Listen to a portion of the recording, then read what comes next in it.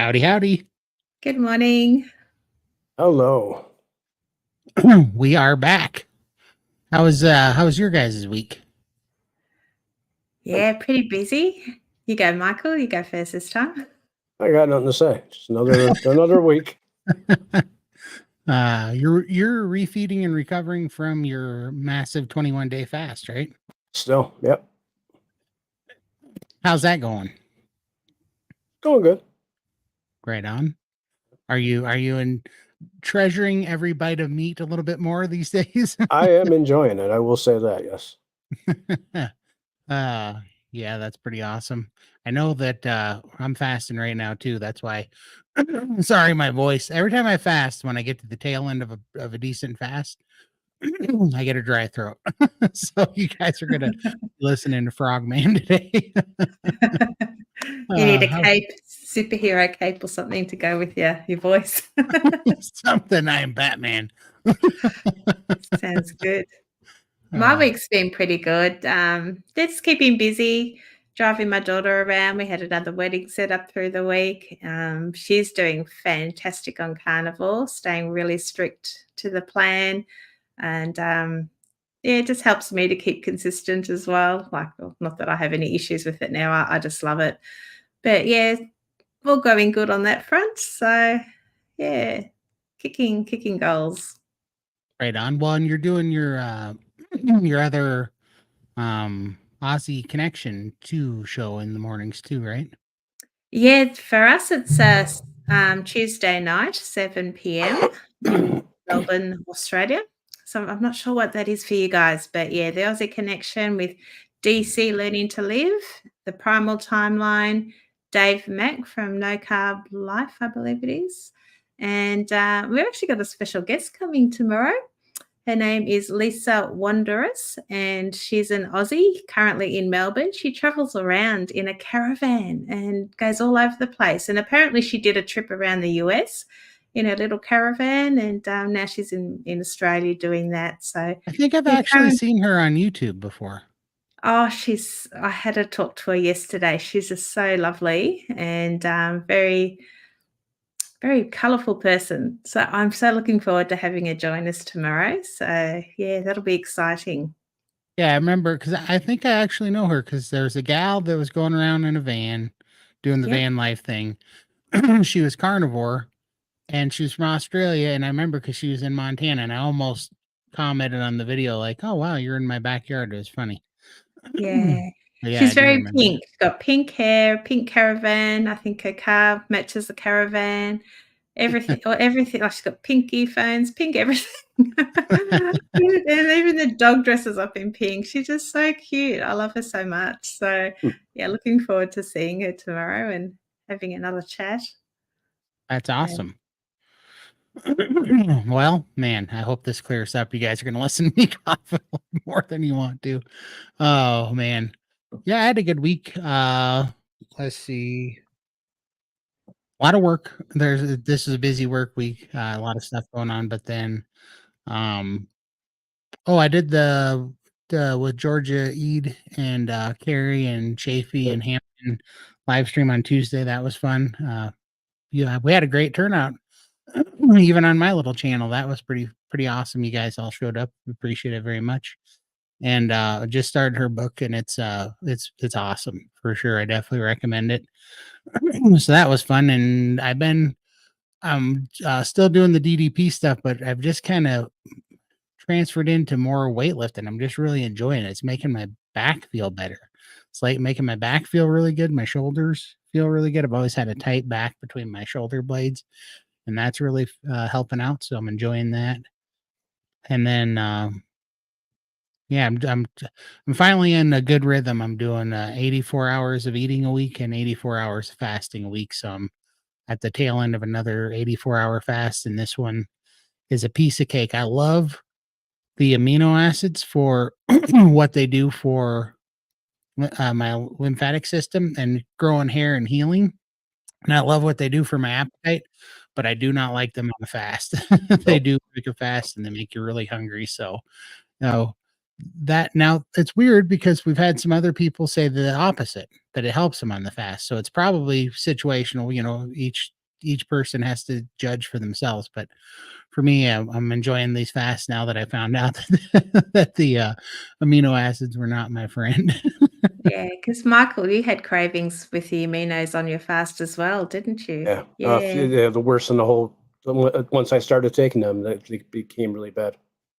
Yeah, I haven't tried a fast on aminos, but after your guys' experience, I think I'll give that one a miss. Yeah. Well, and I don't think it's a bad thing, right? I don't think that there's something wrong with it. I think that actually I think the aminos cause you to have more of an appetite, which is a powerful tool to heal and to Right. prime, but not great when you're fasting, you know. Yeah, and if you're weak like me and, just having those cravings come back, I just don't think that's a good mix for me. Yeah. Well, but see, I don't have cravings, right? Like I don't crave pizza or any of my old bad foods. I crave steak and I want to right now. It's so crazy because this is exactly the opposite of what I expected to happen during Lion Diet. I thought I was going to get a bit of meat aversion. It's exact opposite. I think it's because the aminos, but I've just been eating like quite literally 4 to 5 ribeyes a day when I am eating, and I really could eat 6 without a problem. And my ribeyes aren't small. I don't get little teeny ones. They're like 22 to 26 ounces per ribeye. And right now I'm taking them down on the days that I'm eating. And yeah, the scale's not going down, but everything else is. That's all I care about. Like that's why I'm enjoying lifting is because I'm watching the fat kind of melt away and definition come through. My legs are getting really, for me, incredibly toned, like muscle definitions coming out all over my legs and stuff. And I'm really enjoying that. So I do almost question. I think it's just because this mainly is just because I made a plan to try this. And so it's out of just experimenting why I'm doing so much fasting right now. But if there's part of me that thinks I'm only going to do this fasting for like another month, and then I might just see what 2 months of just priming does because I don't see a big benefit in the fasting when I am doing it, but I'm hoping that it's healing. But it's definitely not moving the scale or causing me to lose much more body fat. I'm barely even in ketosis when I'm doing it. But right now, and that's why I was just listening today to I think it was oh, I can't remember that gal, 5 Minute Body Transformation or something, the lady? Rena Yeah, and from she 5 Minute was Body. yeah, and she had, Rebecca on there, and I was listening to that, it was really interesting, but she was talking about, how much she had to eat for so long to heal her body, and then everything just worked out, and I'm just like, "Why am I?" It was funny because before, I was not hungry, and I was getting tired and sick, and I wasn't losing weight at all. So I worked all this time to get hungry in prime. Right. I finally got through it. Now I'm fighting it. And so part of my brain just goes, why am I fighting this, man? I maybe should be leaning into this, but then so I don't know. I'm trying to make sure that I'm still not having that old calorie restrictive mentality and doing this for not a good reason. I just feel like I just right now I feel like there should be a balance and I feel like fasting and then really eating hard when I am eating should be a good balance. So I'm going to try this and then I might reconvene here in another 6 weeks or something and see after my 90 days is up and see what I want to do on that time. So, but yeah, stuff that's going on. I'm going to get a drink. You guys talk. Yeah, I'm kinda just swinging it just day at a time, still just eating when I'm hungry and stop don't when I'm not.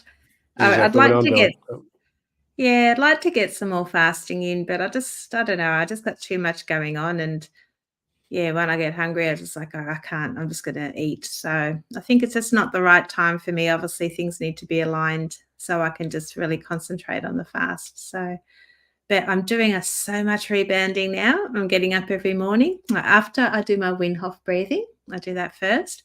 Then I jump on the rebounder and it's really gentle bounce just to get the lymphatics going. So it's not high impact for me because I don't want to hurt myself. I know if I go too fast too quickly, I'm going to hurt myself. And my feet barely leave the mat. I'm just bouncing, but I'm getting an arm movement, like doing like the star jumps and all sorts of just loosening up all the top as well, because I'm always sitting here hunched over a keyboard, but actually moving my shoulders, and I just feel so energized and so alive. And, even that little bit of bounce, I can feel my muscles burning. So Oh, it's yeah. doing stuff. So, That's awesome. yeah. Moving all So, that yeah. blood and everything. You'd be surprised how it wakes you up. Yeah, so 10 minutes every morning, and I pump my tunes, just do my little rebounding, and there's no set routine. If I want to do the star jump things, I do that, or just as long as I'm moving and bouncing, there's no sort of set rules, and I really enjoy it. And then when I'm down that end of the house, I might jump on for another 5 minutes and just to loosen up. But I went to my daughter's, and I worked at a shop for 2 days. I discovered like 100 new muscles in my body that I never thought existed. I was so sore. So by the time I got home, I just looked at it and I thought, oh, I don't think I can jump on it. But I did.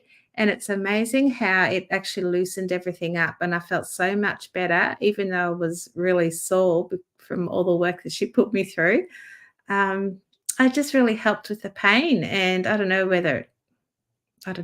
how it all works, the scientific stuff. Maybe it was pumping oxygen into my muscles and that was healing, or I don't know, but I felt really good. So even when I'm sore, just jumping on that thing lightly just made a big difference. I bet.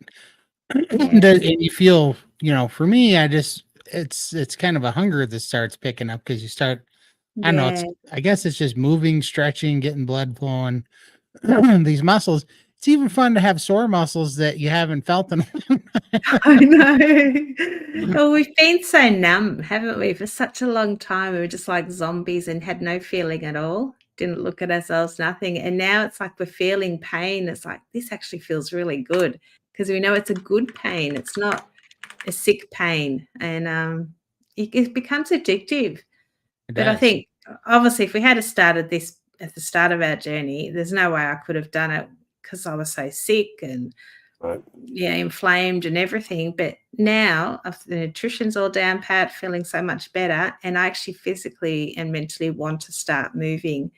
And I think it's been a huge win. I think it's the feeling of healing and, uh, basically living instead of dying. You know what I mean? Yeah, Going toward living in health instead of deteriorating and dying. I think we're getting addicted to that feeling. I think it's a great feeling.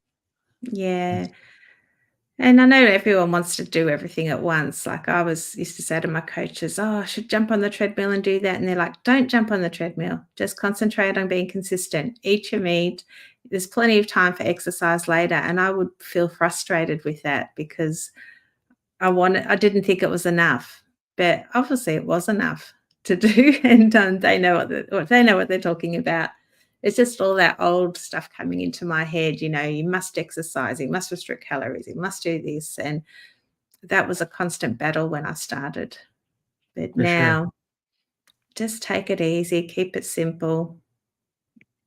Yep. Yeah. We got a little question here. Hi, Bonnie. How did Carnivore month go for you? I'm down 17 pounds and 8.5 inches. Fantastic. Congratulations, Moni. That's How did awesome. yours go? Great. Michael? He didn't eat for most of it, so Yeah, I missed out on Carnivore month. Michael skipped the first 21 days of it. Like quite literally. Yeah. That's quite awesome. Yeah, I'm only down like 14 pounds, but the strength and the energy that I have and the composition is quite amazing.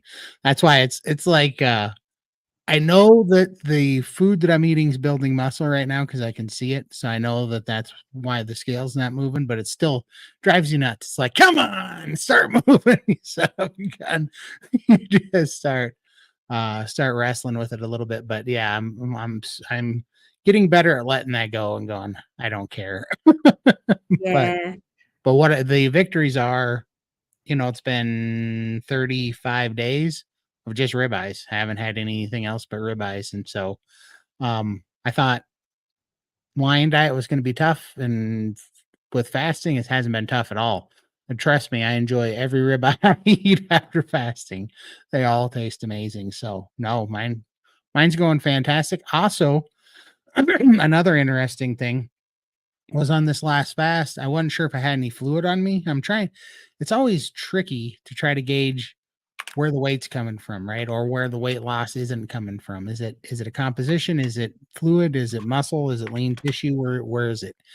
And so, and my brain is too ADD, obsessive compulsive combo to not pay attention to that and try to figure out what I'm gaining, or what I'm not losing, basically. And so I took fluid pills. I haven't taken them in a long time, but see, this whole month I haven't been eating salt. Now, I have been, for everybody that's watching, probably heard this before, but I've been having some Tabasco sauce that has a tiny bit of sodium in it. So I've been getting quite literally Not that much. 5% or less of what I used to eat in salt a day, but it has a little bit in there. And I don't even have it every day. I have it about 2 out of 3 days if I'm being, or 2 out of 3 meals or whatever, if I'm being real. But I took fluid pills, and I took a lot of fluid pills because I wasn't moving fluid. And I'm like, and I finally came to the conclusion today, it's because I don't have any fluid to move. I think I don't have any, I don't think I have any backed up fluid. So I think I actually didn't gain fluid for the first time and that I can remember, because nothing was really pumped up, and I can see all the veins and the stuff in my hands, and my feet aren't swelled or anything. I just thought, I'm used to, if I don't take fluid pills just a little bit, I use them just to get the build up off, and I'll use them for a day or two, maybe twice a month. Well, I hadn't used them for a month, and so I think the no salt kept the fluid off. I really do think, yeah, because I didn't I have already taken, man, I've taken like 6 doses of fluid pills in the last 2.5 days, and it didn't move any fluid at all. And now I know that there's nothing to take out, because I'm starting to get a little bit of a foot cramp. Right. When I get that, I know Yes, I'm starting to yeah. dehydrate. Yeah, too much. Yeah. Yeah, my World Carnivore month went really well. I lost 15 pounds, and I've maintained that, which I'm really happy about. I haven't gained any of that back. So definitely the lymphedema symptoms improved, especially after Christmas. I had a lot of cheese just to get me through all those social gatherings, and I felt so inflamed after that, and I was struggling to move that fluid, and the fast got rid of it all. It just turned everything around. So now fluid, I don't seem to have any issues with it at all. My feet are still looking really normal. My joints are not hurting. I don't have that heaviness that you get with lymphedema anymore. I just feel so good. So it was a really good test. I'm kind of addicted to all that feeling now. I don't ever want to feel full of edema and inflamed anymore. So yeah, I know what to do now if I ever have a cheese binge or whatever for social gatherings. Just go in a little fast, get rid of it quickly that way. I even found it was more useful than the aminos with the fluid, removing the fluid. The fast was better for me. That's And it's a awesome. much cheaper option as well. For sure. Yeah. All right. There we go. Hi, Danny. When fasting, do you ever have bouts of depression? I don't have bouts of depression, but I do feel my mood getting lower. So I know depression. I had depression, way bad depression, for a long, long time. I wouldn't say that, but I would say that if I'm not primed well going into a fast, I'll be more susceptible to anxiety and more. I think my cortisol's higher when I'm having a rough fast. When my body's basically an unnourished fast, I have troubles. When I have more of a nourished fast, I still have those troubles, but they're 10, just a tenth of what they would be if I wasn't primed correctly. And so, but yeah, I think there's a little bit of that, and I don't know. I think it's just the body being a fast is a stressor on the body. It's meant to be a stressor on the body. That's what causes autophagy. That's what causes your body to, go into a fasted state of ketosis and start. I mean, that whole thing is a stressor. So I think a little bit of that's normal, but I wouldn't call it, full on depression. I think if you're having full on depression, I think you probably need to eat a lot more before you try a fast. And probably a lot more fat, in my personal opinion. What do you think, Lindy? Yeah, for me, I wasn't as patient as I normally am. A lot of little things would get to me quicker, so I'd have to remove myself from situations because normally I turn to food for comfort or whatever. So not having that crutch there anymore, so I had to go and find something to do or go to bed early. Just those little things were annoying me, so I didn't have that patience, that calm anymore. So yeah, there wasn't full on depression or anything, just a bit cranky pants, I guess. So, yeah. When I was fasting, I didn't experience that at all. I felt great. Just the mornings were tough to get going, and after that, I had so much energy. But you And primed before the yeah, fast. I primed for like 3 weeks. Right. And so I think back to remember you were doing some fasting before you were primed. What were those like? Felt great. Okay. Okay. Yeah. Well, you're special. I feel down when I'm not fasting. I notice when I'm out of ketosis is when when you're I'm out of ketosis. when I feel the worst. Yeah. Yeah. But your ketones that we were talking about it earlier are so high compared to Todd and I. We work hard and we just Oh, don't I get know. those high numbers, which, Oh, I know. yeah, I wonder if that is the difference. Could be. Mm. I struggled to barely break into ketosis. I'll take it though, because I was not able to get into ketosis before. So I'll take it that I can get there every time on a fast now. It's a win for sure. I've See. just bought myself one of those ketone breathalyzer thingies. So hopefully get that in the next week or two. So I'd be interested to see what happens. I'm going to practice some fasting and just, seeing if I can get those numbers up, whether it means anything or not. But it'd be nice to say, yeah, I've got some high numbers. For sure. Oh, hang in there, man. You will definitely, I had, between month 7 and month 11, I didn't lose any weight either, but I lost Yeah. sizes. That's what you got to pay Right. attention to. I lost a lot of sizes, and gained so much strength and mobility and flexibility, that's where it's at. So it's I keep having to remind myself carnivore is not a weight loss diet. It's a optimization diet, Yeah. Don't worry about the scale.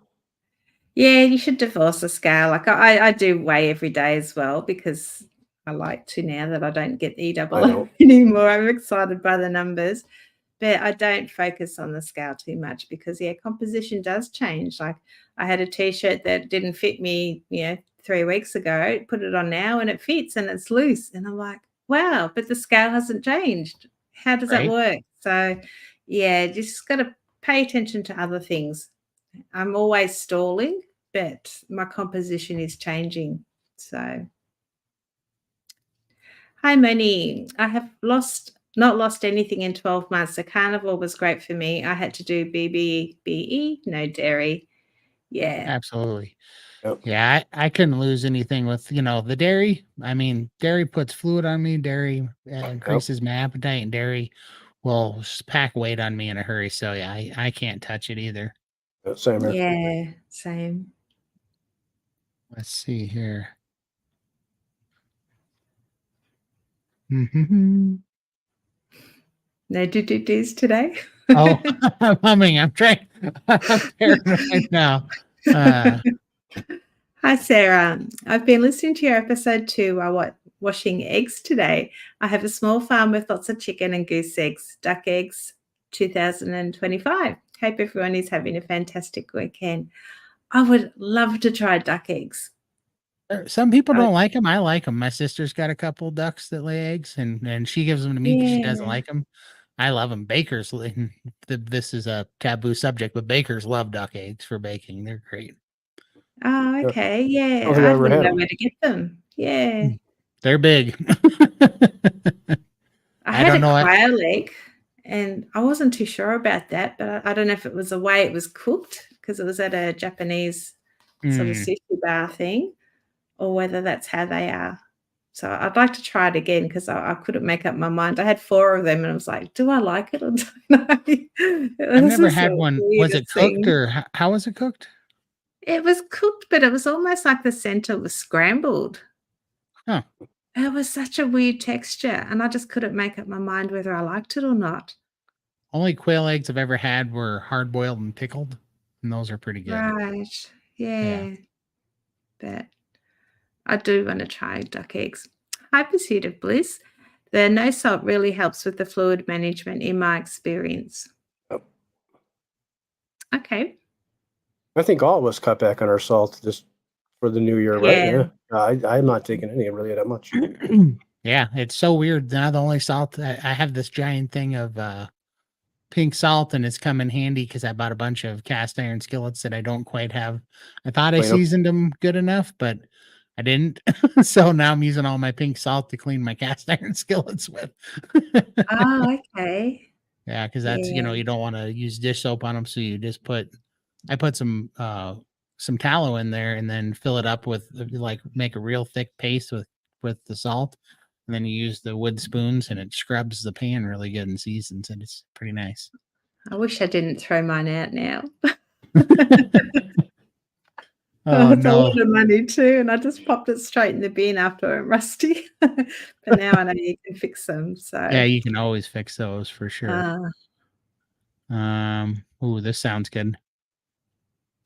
I'm cooking short ribs for the first time. I've got beef shank, thawing too. Do any of you know what to do with that? I've made lamb shank a few times, but it cooks very different. I'd, I don't know. I'd probably do it the way I do my briskets and everything. Just pop it in the oven for, I don't know, 20, 30 minutes, or I don't really know, probably 20 minutes, and then throw it in the slow cooker with some water and salt. Yeah.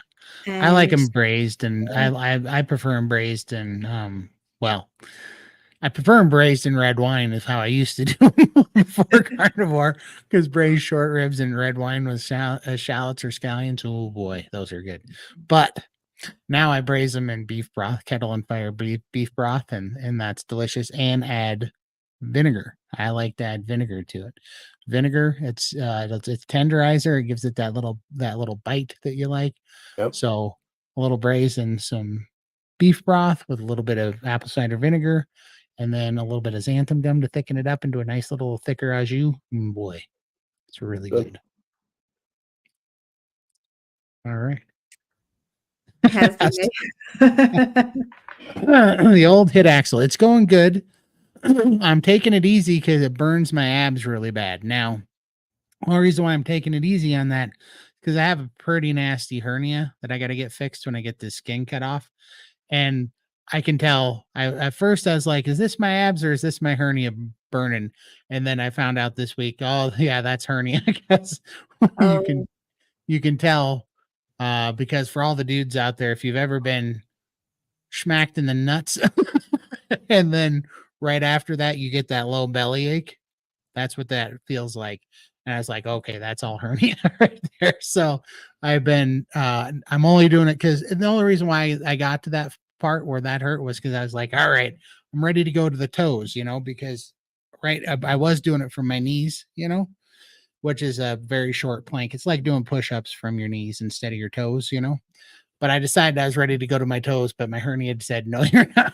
So I'm yeah, back, geez, be careful. yeah, I'm back to doing it on the knees for now. But I seriously, it feels so good. See, I threw out my back, I slipped a disc between my shoulder blades. I don't know, when I was 28, loading up a boiler in a truck, it slipped on a guy and I tried to catch it. I did catch it, but it was not worth it. I should have let it hit the ground because I slipped a disc in my back, and that thing has been tight my whole life between my shoulder blades. And that thing is loosening up this pain that I've had between my shoulder blades for forever. It's making it feel so much better. That, and I use the resistance bands now. I don't know. I'm not a workout guy, so I don't know how to explain it. But that thing where you grab up and you stretch them and then you pull your arms over your shoulders like this, gosh, that makes my back feel and my shoulders feel so much better. It's the sounds that come out of it. It makes me think I'm like the rusty tin man. Breaking everything. Yeah. Yeah, like everything's just creaking and breaking and just noises. But it feels so good to do that. That's my new favorite, my favorite thing. I look forward to that. Like it used to be my old days, I would wake up and the only thing that would get me out of bed in the morning was going to get a Coke, some sugar and caffeine. That was my thing. Now every morning, what gets me out of bed is those resistance bands and that exercise. I'm like, this is going to feel so good. I'm actually excited to go do the resistance bands in the morning, get my shoulders loosened up. It feels great. That's awesome. There you go, Michael. Where did you get all your tech skills? You make wonderful media. Thank you. I taught myself everything I know. He is just talented, God-given, gifted. I started, I've been doing it for a long time, all this stuff. Since I was like 11 years old. So I've been a long time. That's awesome. Moni, I feel happier, more stable fasting as long as I'm primed first. The priming makes a huge difference, doesn't it? Yeah, for sure. You got to That's prepare awesome. yourself. Yeah. Yep. Yeah, I feel better fasting. It's amazing that you would think that you would feel worse when you're fasting, but you actually feel great. Right. Hey, John. Hiya. There he is. If someone is new to fasting, depression is normal for a period of time. There's an I miss you moment until we learn to control it. Yeah, for sure. I do miss my food when I'm not eating. Yeah. But I agree with Michael about being depressed when I'm not in ketosis anymore. It's amazing how you feel when you got that ketosis going. For sure. Let's see here. Oh, we'll see you, John. Thanks for stopping in. Let's see here. Yeah, everybody go subscribe to Big Man Alaska's channel. He's got an awesome channel. He's a super good dude. How are you going with your scales, Todd? You bought one of those funky scales that tells you all your different stats, like your body mass. Honestly, the reason why I'm not using it is because it's so hard to get it to register on my phone because you do this thing and the number sits there and shakes, And mine's instant. Oh, mine is not. I should take a video and show you how maddening it is. And that's why I stopped doing it. I'm like, and I'm sure it's just because I'm running it right up to the edge of its weight limit or something, That's why, because I'm sitting at, 470, it depending on the day, 472 to 478, depending on how much water I got in me. And when I'm sitting there standing on it, it's just moving like a couple of pounds. So it won't lock into my phone. It won't lock it in. So I'm just sitting there and I'm shaking and I'm getting, because it's a little bit hard for me to get my feet on it still. My legs are still so big. Yeah, it's very small. Real small. So I'm doing this little thing and I'm also, my legs naturally bow out for my weight. Some people get bowed legs in. I have like my thighs go down and then from the knees down, my legs go out like this. That's how mine are. Yep. Yeah. And so it's holding them together to be on that scale. And then I'm sitting there kind of shaking because I'm holding my legs together. My knees are hitting, and I'm trying to get it to lock in. And until it stabilizes, it won't go to my phone. So, and then after a few minutes, it just shuts off if I don't get it to stabilize after like a minute and a half. So sometimes it takes me like 7 minutes, not joking, 7 minutes of standing on that scale to get it to go to my phone. So I'm like, until I lose enough weight to where it's not doing this shaky thing, I'm not like, I literally stopped doing it because I was doing it in the morning. And then immediately in the morning, I was getting irritated by the scale. And I'm like, I just woke up and I was feeling good because I exercised, and then I just come and ruin it all trying to get the scale to get me a reading on my phone. So I'm like, not doing it anymore. So I still get on it because I don't care if it moves a pound or two. It gives me a rough idea, So about every 3 days, I'll just get on it to see where I'm at roughly. But I don't sit there and hold it till it gets to the very thing because it's too annoying. It takes like 2 or 3 tries each time. And I'm like, I'm not doing this. And it could be Yeah, because I have it on a wood floor, or not even a wood floor, one of those floating false wood floors, and maybe that's not hard enough that it's giving it some give or something. So I might yeah, move it to the bathroom or whatever and do something there. But but yeah, so I haven't done that yet just because it's annoying, to be honest with you. yeah. Mine's Uh, pretty instant. Like I like to jump on the scale and breathe out because I just feel if there's less air in my belly, it might register lower. I don't even have time to breathe out. It's already got my weight going. So oh, yeah, I that's find that a awesome. bit frustrating. Yeah, maybe I'll try moving it to a tile floor or something. That might be my problem, Yeah. that I'm doing it on a floating wood floor. Because it's so annoying to get that thing to lock in. I mean, it starts getting me cussing mad first thing in the morning. I'm like, Yeah, no, "This you don't need that stress, do you? yeah, Yeah. No. like, No. this is not a good way to start the day." Uh, Sarah, I'm looking forward to doing a nourish fasting. I've only done it the white knuckling. One thing that helped me is watching every YouTube video on fasting, so I felt pumped and full of hope.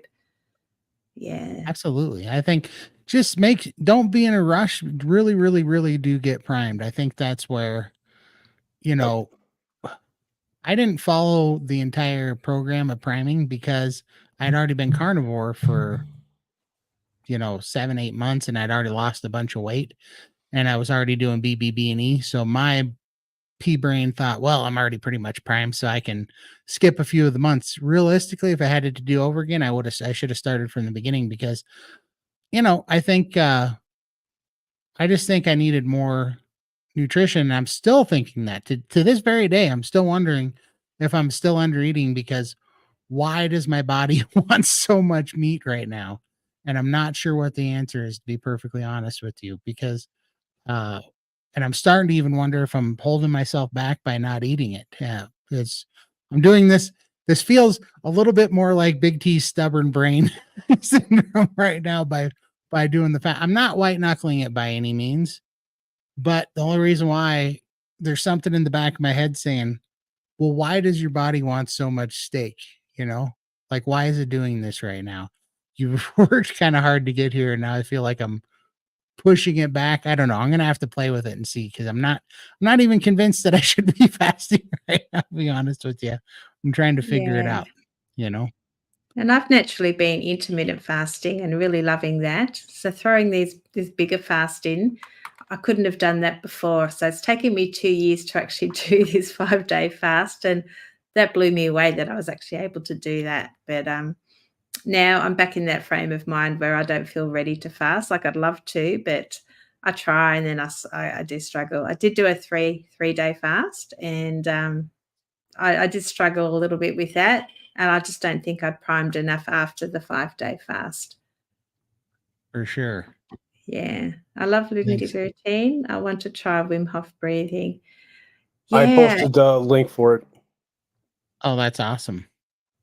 I felt really silly doing it. I'm like, really, what is this doing? And I was doing it here in this chair, and then I decided, no, I'll just do it in bed when I wake up. So I lie in bed and do it, and I just feel amazing. My limbs get all cold. I get pins and needles in my body, and I just feel alive. And I'm a shallow breather naturally. Mhm. So doing the breathing, it just seems to oxygenate my body, and it just stimulates everything. I don't know. I just feel Wakes you amazing up.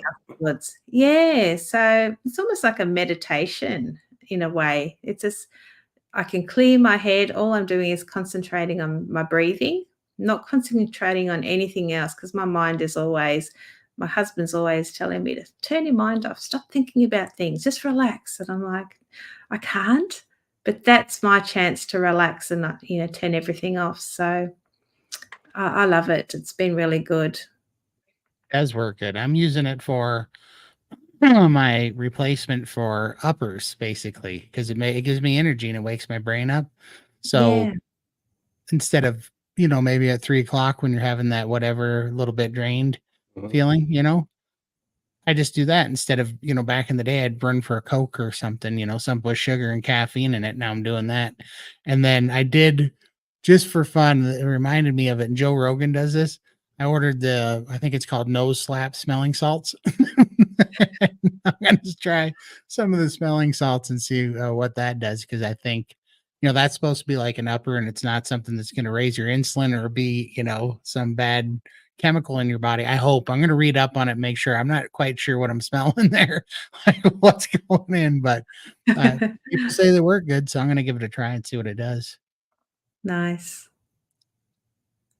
We're going Hi, to forgive Beth. you just this one time, Beth. Just one time. That's right. Yeah. Don't let it Beth, happen again. Next time Beth's we're the going gate to crusher. The gate crusher today. exactly. The party Next animal. time you will officially be a curmudgeon if you show up late. Thank you, Beth. Oh, wrong one. This is the one. I am going to skip that for a little while for sure. Yeah, just take it easy. That's the last thing you need, is to derail everything by doing your hernia. Yeah, Scary. I wasn't sure at first, but when I made it to my toes, and by the way, this wasn't a long ordeal. This was about maybe 8.5 seconds, enough to qualify for a bull ride if that's what I was doing. But Yeah, all right. that was about it. And then I was like, okay, yeah, that's all hernia, because I was feeling that low gut ache that only guys will know what that feels like. And I was like, oh, that's 100% hernia there. Hi, IQ. Do you guys have any tips for emotional eating? My biggest hurdle in carnivore. I think use it. What I'm finding is what I found was that using all my bad cravings and my bad triggers and just changing the destination, what I was going to do with those things. So essentially, whatever's causing you to eat, even though it's not what you want, I just had to tell myself I can have, like, let's say, I wanted pizza. And I'd be like, all right, I have to earn the pizza. And here's how I earn the pizza. I have to eat until I'm completely stuffed with bacon and eggs before I can have the pizza. And so I'd actually get excited about it. I would still get that anticipatory dopamine fix, because I was like, as soon as I eat this bacon and eggs, I'm getting a pizza. Right. It was fun. It was happy. And then what happens is you eat that bacon and eggs, your brain shuts off the craving and the hunger. You get satiated with fat. And as a bonus, you just primed and you just got a bunch of healing fat and protein and collagen that your body needs, and it heals. And after doing that for quite a while, about 6-7 weeks, what I noticed was when I would have a trigger, one of those stressors or triggers, I wasn't craving pizza anymore. I was craving bacon and eggs.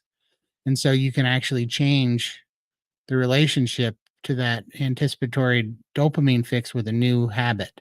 And so I made a new habit. And I think that is today why, even on a fast, even on things that I find that are triggering other people to eat other things, I crave ribeye, which is really weird.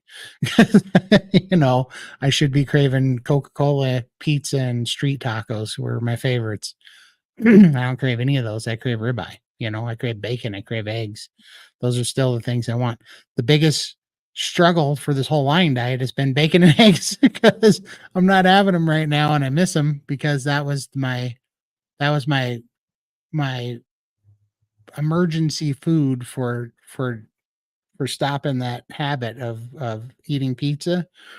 And Mexican food was bacon and eggs, because it's quicker than steaks and cheaper than steaks and more readily available. So that's why I was doing that. Well, now on Lion Diet, I created a new habit for bacon and eggs. So that's the only thing that I'm struggling with at all on Lion Diet, is the bacon and egg craving. So I don't know. What do you Yeah. guys think?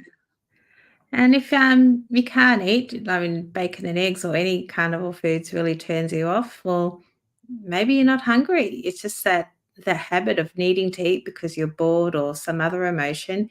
Change your habit. Go and find something to do. Go outside, do a bit of grounding, pull some weeds, brush your teeth, have a shower.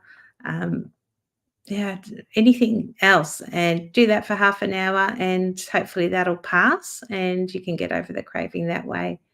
But I always tend to do that first, because you kind of know if I'm hungry, you eat. But if I do have a craving, it's just because it's more emotional, and I don't want to be snacking in between meals and just eating for the sake of it. So I go and find something to do, distract my head, keep busy doing something else. Yep. That's the best thing to do. For sure. Hi, Arlene. I made smashed hamburgers tonight, and for the first time, I'm trying some chicken with pork rinds with egg and a little bit of avocado mayo and cream to try to make it kind of like a salmon patty. Oh, that sounds delish. It does sound really good. I love salmon Yeah. patties. Let's see here. Hey, Mama Cracker, how are you? Hi, All good right. morning. I've been able to get more meat in, and I think I can tell a difference with getting in more meat over the past month. It was a gradual increase, but I get approximately 2 pounds of meat in. Well done. Fantastic. And I think, man, I really do think that's the missing ingredient for most of us. I think the real trick to staying carnivore, keeping carnivore, is just eat meat. Eat a lot of meat, eat a lot of fat. If you don't do Yeah, anything else, the answer is almost always eat a bunch of meat. Like, if you're having a craving, eat meat. If you're feeling bad, eat meat. If you're tired, eat meat, you know? I really do think that it gets to be as simple as that at a certain point. And even if you're not craving it, even if you're craving something else, even if you're kind of doing it, I mean, the only side to that is the meat aversion stuff. And, you know, I think to me, it's worth finding a little bit of something like if you have meat aversion, have some cheese with it. Those things that normally would be a stalling food or make you too hungry, find something with that like that to get it down with, and then go back to eating meat when you don't have the meat aversion or something, you know? yeah. I find I tend to undereat. I get into just the intermittent fasting, and then I just have a little bit of food here and there, and then everything stalls, everything stops, and I may get some fluid back, and I'm just thinking, oh, I need to consciously, prime every couple of days just to get things moving again. So yeah, it's easier to fall into undereating, and that sabotages your progress as well. Be careful with smelling salts, they can be dangerous. Ooh, please do tell, because I don't know anything about smelling salts. I definitely will be careful. I've been wondering if there's any side effects or anything, you know? Something I don't know what to look out for with them, so I'll definitely be looking into it. Hi, Karen. Hi, Karen. Nice to see you here. I don't know what we said, but I hope it, I I hope. think that was about the cravings, emotional eating. Oh, nice. So hopefully that helps you. You are definitely welcome.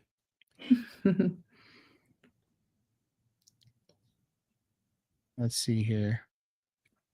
Arlene, I do Wim Hof breathing a few times a week, but I was extremely dizzy when I first tried it. But I need healing in my lungs from pneumonia last year. Yeah, that's why I do it lying down. I do get a little bit dizzy because I'm not used to having so much oxygen in my head, I think. So, and then afterwards, I just lie in bed until I feel okay, and I get up. But I feel amazing afterwards. Definitely helped me. But that Yeah. and carnivore, um, and I think maybe cayenne pepper shots, what I was doing back in the day before I started carnivore. I did notice some help out of those, but they are the things that helped me the most for sure with my lungs. My lungs are all Mm. a problem for me. Let's see. Hey, Hooser. Everybody Hi. check Right. out Hooser Carnivore's channel. He's got an awesome channel. Da-dum. There you go. We eat bacon for snacks at night, once in a while sausage or hot dogs or Vienna sausage, or some eat pork rinds for heavy whipping cream, ice cream. Oh, I Those are think we've got sausages for lunch today. Oh, I there you haven't go. had sausages for a while, so That's looking like the forward to thing that. going that's like the thing going around right now. Because I was just telling Michael like 2 or 3 weeks ago, I wanna start making sausages, you know? So I was even showing him the grinder I'm gonna get and stuff for making sausages, And then Carrie at Homestead How puts out a video, and he's making carnivore sausages. And so I'm all pumped up. I'm so glad that he put that out there because I don't know how to make sausages. I don't make them, No. but I have smokers, I have grinders already, but I want to get a nice one. And so I'm definitely going to be trying that. And I was already kind of playing with it, which is what got me to thinking about sausages. Because anybody had seen some of my old Instagrams and stuff, I like mixing bacon and burger 50-50 and making kind of sausage patties out of them, and they're delicious. And that's what I was thinking about doing in like a andouille brat smoked, And so yeah, that's just funny that you said that, Lindy, because everybody's kind of in the sausage mood right now. I don't know if mine are too clean, so I'll only probably have one. Hubby will have the rest, but it's a sausage. I'll give it a go. For sure.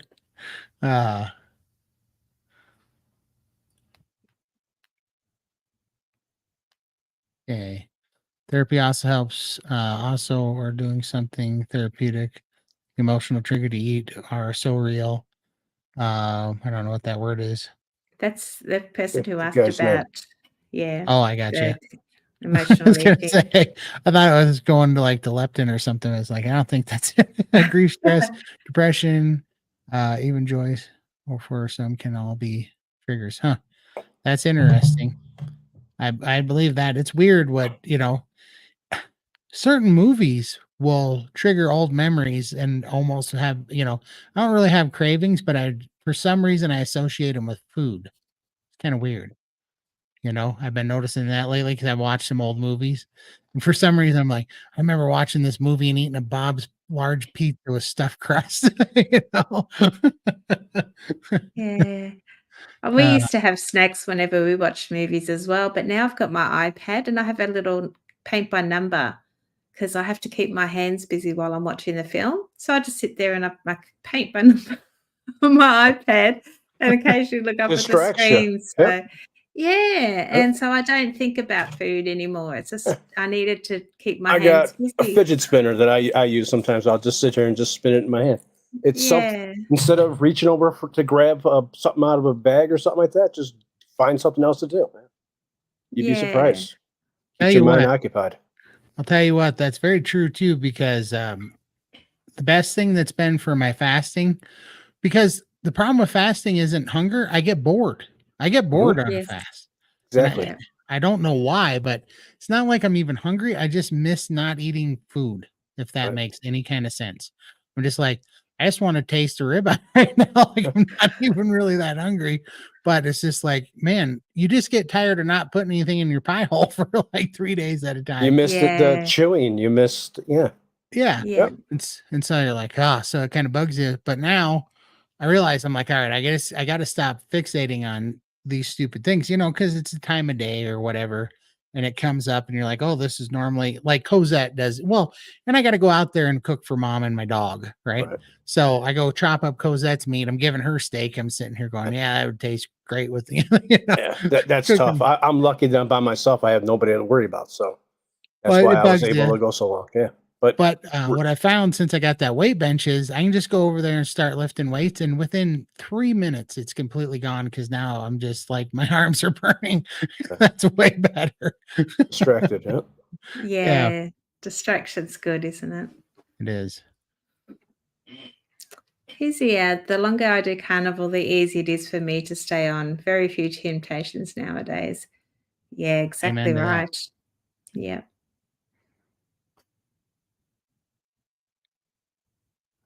There we go. Let's see here. I have to keep it to a good 2 to 3 meals to get the meat in.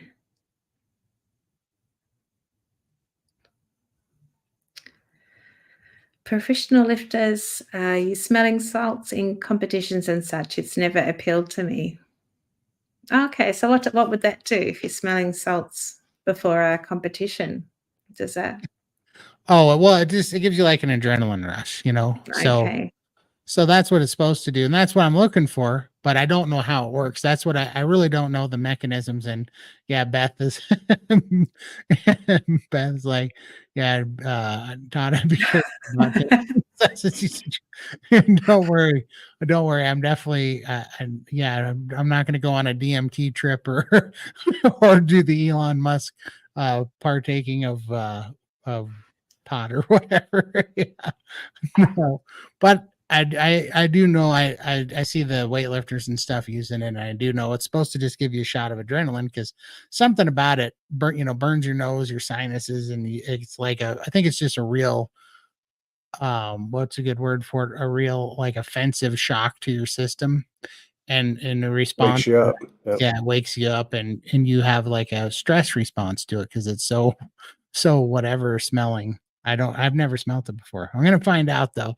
I'm definitely gonna have to videotape it for the first time because have you seen all the guys that do it on Joe Rogan's, and he's like, you want to try it? You want to try it? And then they do it and they're like, oh, they're dying, It's hilarious. So I'm definitely gonna have to videotape it.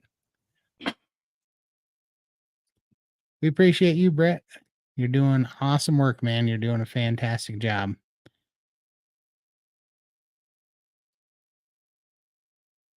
I do a lot of breathing in my yoga practice, but I want to look into this breathing technique. Yeah, no, I love it. It's been a game changer.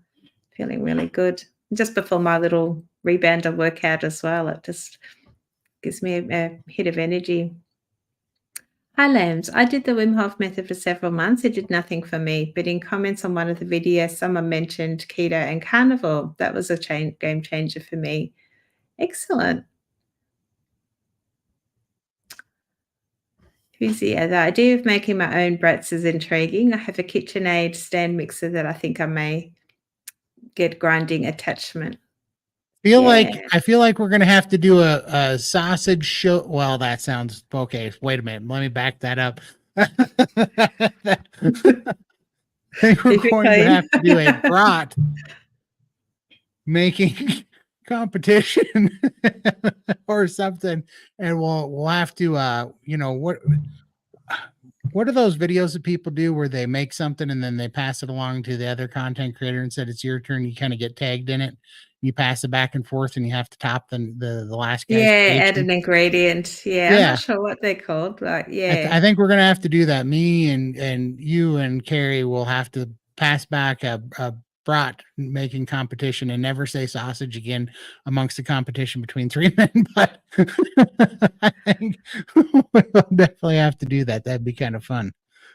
I think we need to find someone in Austin with all the equipment so we can all make sausages together and barbecue them. Brats. We're all gonna make brats. Yeah, and we can live stream it, the whole thing, making sausages, cooking them, and picking out brats.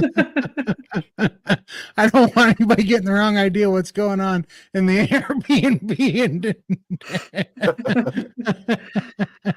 If anyone has a KitchenAid, let us know if you're in Austin, Texas, and we'll hook something up. Arlene, I love that idea, paint by number. Where do you get that? I used to crochet 30 years ago. Oh, I don't know if I've got it in my phone. Let me have a look. Yeah, it's just a paint by number app. I've got so many icons on my phone. I'll try and pop it somewhere. I think in the Discord. Are you in our Discord channel? And yeah, maybe Michael can pop the link up there. I'll grab the name of the app and pop it in there. But it's so cute. You just color by numbers, and I don't even have to wear my glasses. I can zoom in on it as well. So yeah, it's pretty cool. Sandra, I've known men who learned to knit to stop smoking. Veterans from World War II often would knit while in recovery in hospital. Well, funny you say that. My husband used to get very agitated watching Aussie rules football. He would be screaming and yelling at the TV. He's very passionate about his football. So my old nonna taught him how to crochet. So when he watches football, he sits there and he crochets little squares to make blankets. And that has calmed him down. So he loves it. He's actually in the other room now doing cross stitch. That's his new thing. So, he loves it. It keeps him out of trouble. He's amazing at it too. Really good. Yeah. Really good. Scott, if you're out there, put one of your last cross stitches in WhatsApp and we'll put it up here so they can see. He's probably watching Ramstein as well. So. He's breaking my nuts right now is what he's doing. Here he is, right here. Oh, there you go. Yeah. and then Keith is doubling down.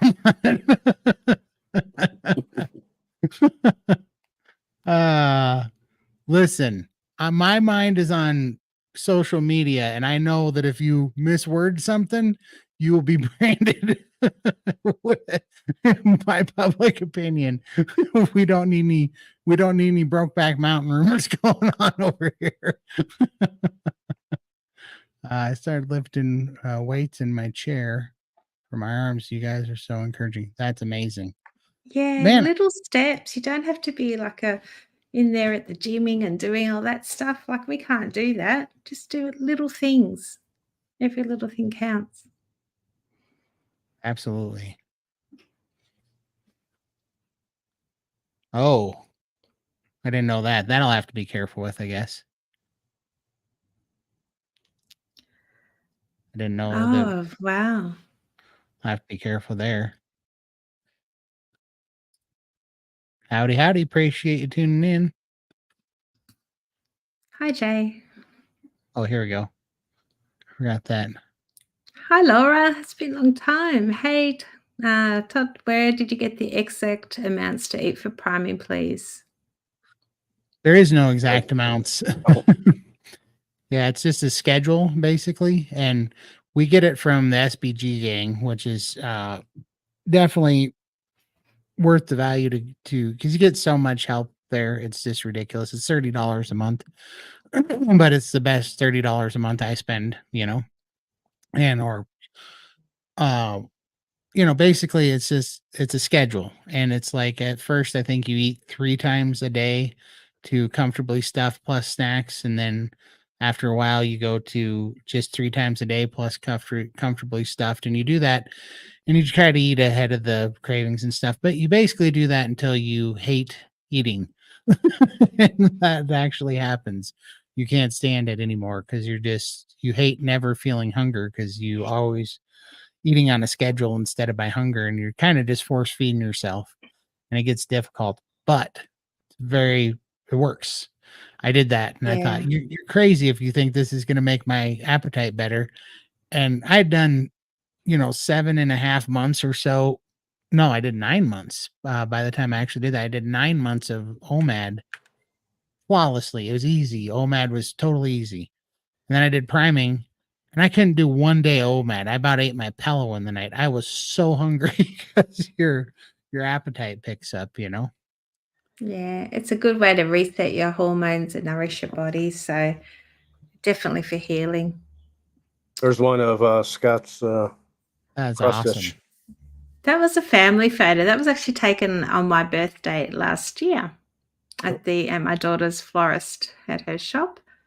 And we had a little market there, so we've all got little face paint flowers on our ticks and stuff. But yeah, he just scanned this photo and made this little cross stitch of it. So, and that's There's the one something he's doing now. Yeah, that's like an atlas globe thing, or yeah. World map. Incredible. So that keeps him out of trouble. It's amazing. It's quite the talent for sure. That's amazing. And dedication to spend that long, I don't have the patience for it. Like it's pretty good that he's got patience to sit and do that. Yeah. That's incredible. Hi, Simpson. Let's see here. I just finished a push-up challenge, but still doing it 200 a day. Not on the floor yet, but getting closer. Awesome. Wow, 200. Ooh, that's pretty good. That is awesome. That's way Yeah. good.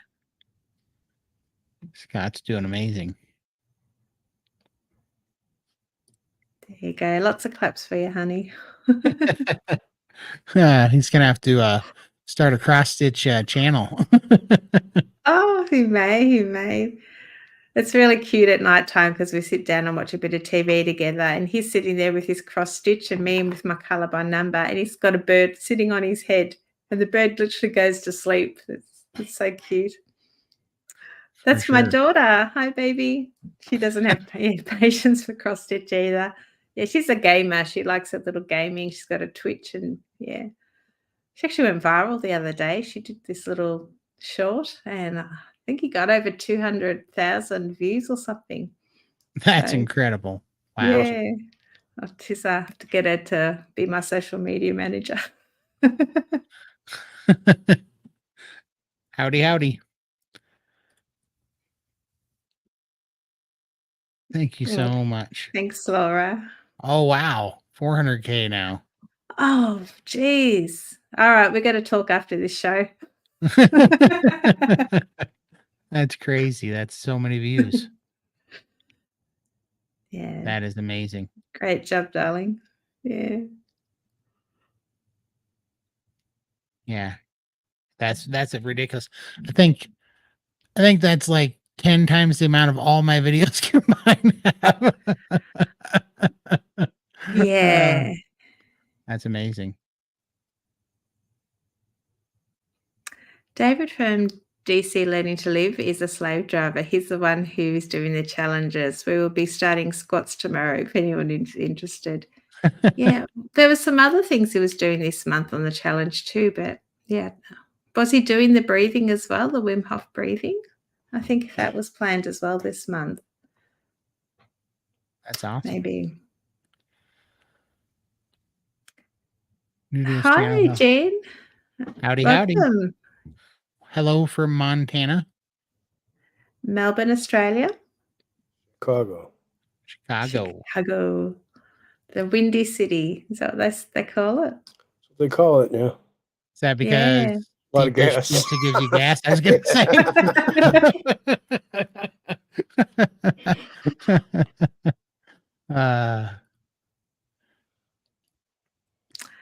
We just started doing the Wim Hof. The push-ups it was the month.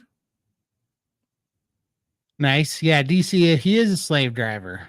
I tuned into his last live and was doing exercising, and he didn't believe me because I was texting.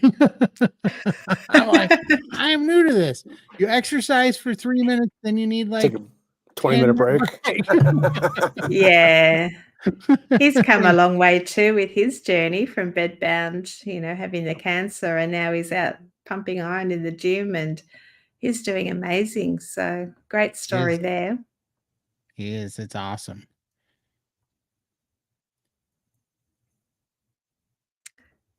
Bloomfield, New Mexico. Oh, you're over by Scott. Nice. Carnivore Scott. Ah. Well, same state anyways. I shouldn't say over by. I don't know how big New Mexico is, but you can't assume in Montana that anybody's over by anybody because it's a big state. So I'm assuming. I'm doing a personal challenge to walk 5K every day for the foreseeable future. That's awesome. That's awesome, Hizia. Good job. So is this, you started the 1st of Feb or? Yeah, that'll be fun. I got to see how much. I don't walk very much because, be honest with it, I hate walking. I'd rather lift until my arms fall off than just like walk around the block. I hate walking so much. I don't know why. I think it's just years of years of it being a traumatic experience or something. And now I can do it. It's easy, but it's so boring. However, weightlifting, squats, push-ups, the hit axle and the shake plate, those are all, I don't mind any of those, but walking, I get on that treadmill and about 30 to 45 minutes of that treadmill a day is about all I can stomach. And I'm just bored to death. Yeah, I actually use my treadmill as a handrail for my rebound. So I hang on to that and have my bounce, but I'm hoping that I'll actually progress and after my rebound, jump on the treadmill and do a little bit of that as well. But I find it boring as well. And I still feel nervous getting out because I still have balance issues. It's probably all mind games. I'm probably more capable than I think I am. I'm just scared of falling and yeah, I need to get over that. But no, it'd be good to be able to get on the treadmill. I gotcha. Yeah, It's not my favorite either. Yeah, I thought you were talking 5K steps. Maybe he's talking like a 5K. What is a 5 5K? kilometers. Yeah, I think it's meters Five. or kilometers or whatever. I don't know how that works. This is how not. I don't know what that is. How long? How many steps that would be, or how much? 5,000 steps. Because you don't do 5,000. kilometers there, so Yeah, I thought it was but I know that there's a race called the 5K, and I think it's 5,000 meter, and a meter is about 3 feet, so it'd be about 1,500 feet, I think. right. I I don't used to know. have a Fitbit, but it won't sync with my phone for some reason.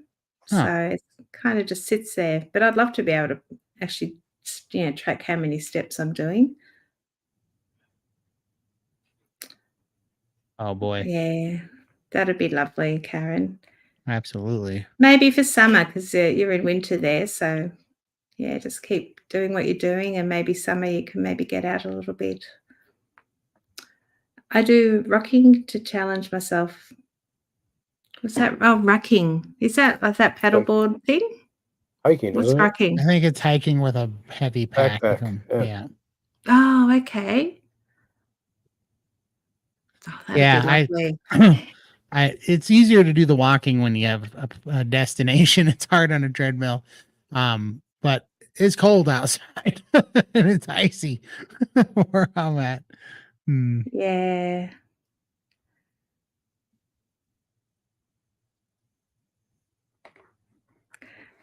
I've still not lost weight since last May, so I'm trying out my nutrients and exercise. I'm also doing a bike challenge and a step challenge. Yeah. I think that if you're, as long as there's not something else going on, like maybe there's something in your diet that's derailing you that you might not know about, you know, I don't know, artificial sweetener or if you're drinking sodas or something, as long as that's not in there and it really is clean carnivore, then I think it's safe to assume that you're basically just healing up. And what I found is because I stalled too, like, at first you lose weight because you get rid of inflammation and you get rid of the easy water weight inflammation and the easy fat, the last stuff. But then when it gets into that stubborn fat, then your body's got to heal, and it really does it by composition changes. And what I noticed is that even if the scale wasn't moving, I was having composition changes. My clothes were getting looser. Where I went down a couple more shirt sizes, even though I wasn't losing weight, even though sometimes I was gaining weight. But then I wanted to move more. Like, I'm not lifting weights because I feel like I need to. I'm lifting weights because I want to. My body, my muscles, my body's wanting to move, and it just wants it. And so I think if you're feeling that and that's what you're doing, it's probably because your body wants it. That's kind of what happened to me. It's pretty interesting. It sounds like you're doing a lot of exercise there, and fat weighs more than, or what muscle weighs more than fat. So you could be losing, but the muscle is going up. So definitely look at the composition. And it is a long store, but there are tools that you can do. I mean, whether you do the fasting, a bit of priming, increase your fat, reduce your fat. I mean, there's lots of tools there that you can play with as well. Hmm, SBG Gang can talk about it as well. They've got a lot of tools that you can try out. But yeah, I just take it as a win. You're not gaining, you're not going backwards. So yeah, you're maintaining. That's a win for me. for sure. Who's here? I use the time walking to catch up on YouTube videos. 5K is about 3.1 miles. So I think, yeah, 5K steps, I think is. Well, I think it's 5,000 meters is what I think it is. I think that's what I feel. Is it 5K 5,000 meters or 5,000 steps? It's about the same thing realistically, but I think a 5K is 5,000 meters.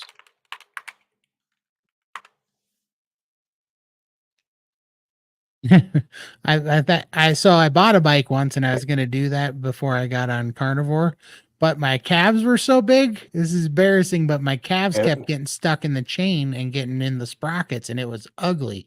I thought I had a real bloody mess one time. But now I'm actually excited Uh, about it, trying it do you still again. have your bike, or did you sell it? I didn't because in typical fashion, I thought I was going all out, and I went to this mountain bike place and I bought like a pretty serious bike, you know. And then I was, and it ate my calf like before I got out of my driveway that night. And so I sold it because it was a very expensive bike. And I'm like, well, I'm not doing that again because I mean, it got my calf meat through the chain and the sprockets. And I had puncture holes, like All 8 around, I bet. puncture holes all through my calf. And it was a bloody, painful mess. And I was so mad, like, not doing that again. Yeah, it's disappointing because we had 2 bikes as well, and I did the same thing. Like, I didn't hurt myself on it, but I just said, "Just got we're never gonna use them. There's no way I'm gonna get on a bike, I'm not gonna lose weight," and we gave them away. Yeah. Just on Facebook, we just put it in our local community group and said, "Free bikes for anyone," just to get them out of the house, out of the garage. I so regret it now. And then I was Right. talking to someone this morning about clothing, and I threw all my all my small clothes out 2 years ago before I started Carnivore. I've had them for 20, 30 years in my wardrobe, and I thought, I'm never going to fit into these. Why keep them? And now I regret it. I was like, I'm swimming in all my clothes now. I need to get new clothes, and if I had have had all of those, at least I wouldn't have to spend money and buy things because I'm still changing. But I could have had a decent wardrobe now. Oh God. So, I've had them for all these years, and then I find Carnivore after I throw it all out. Right.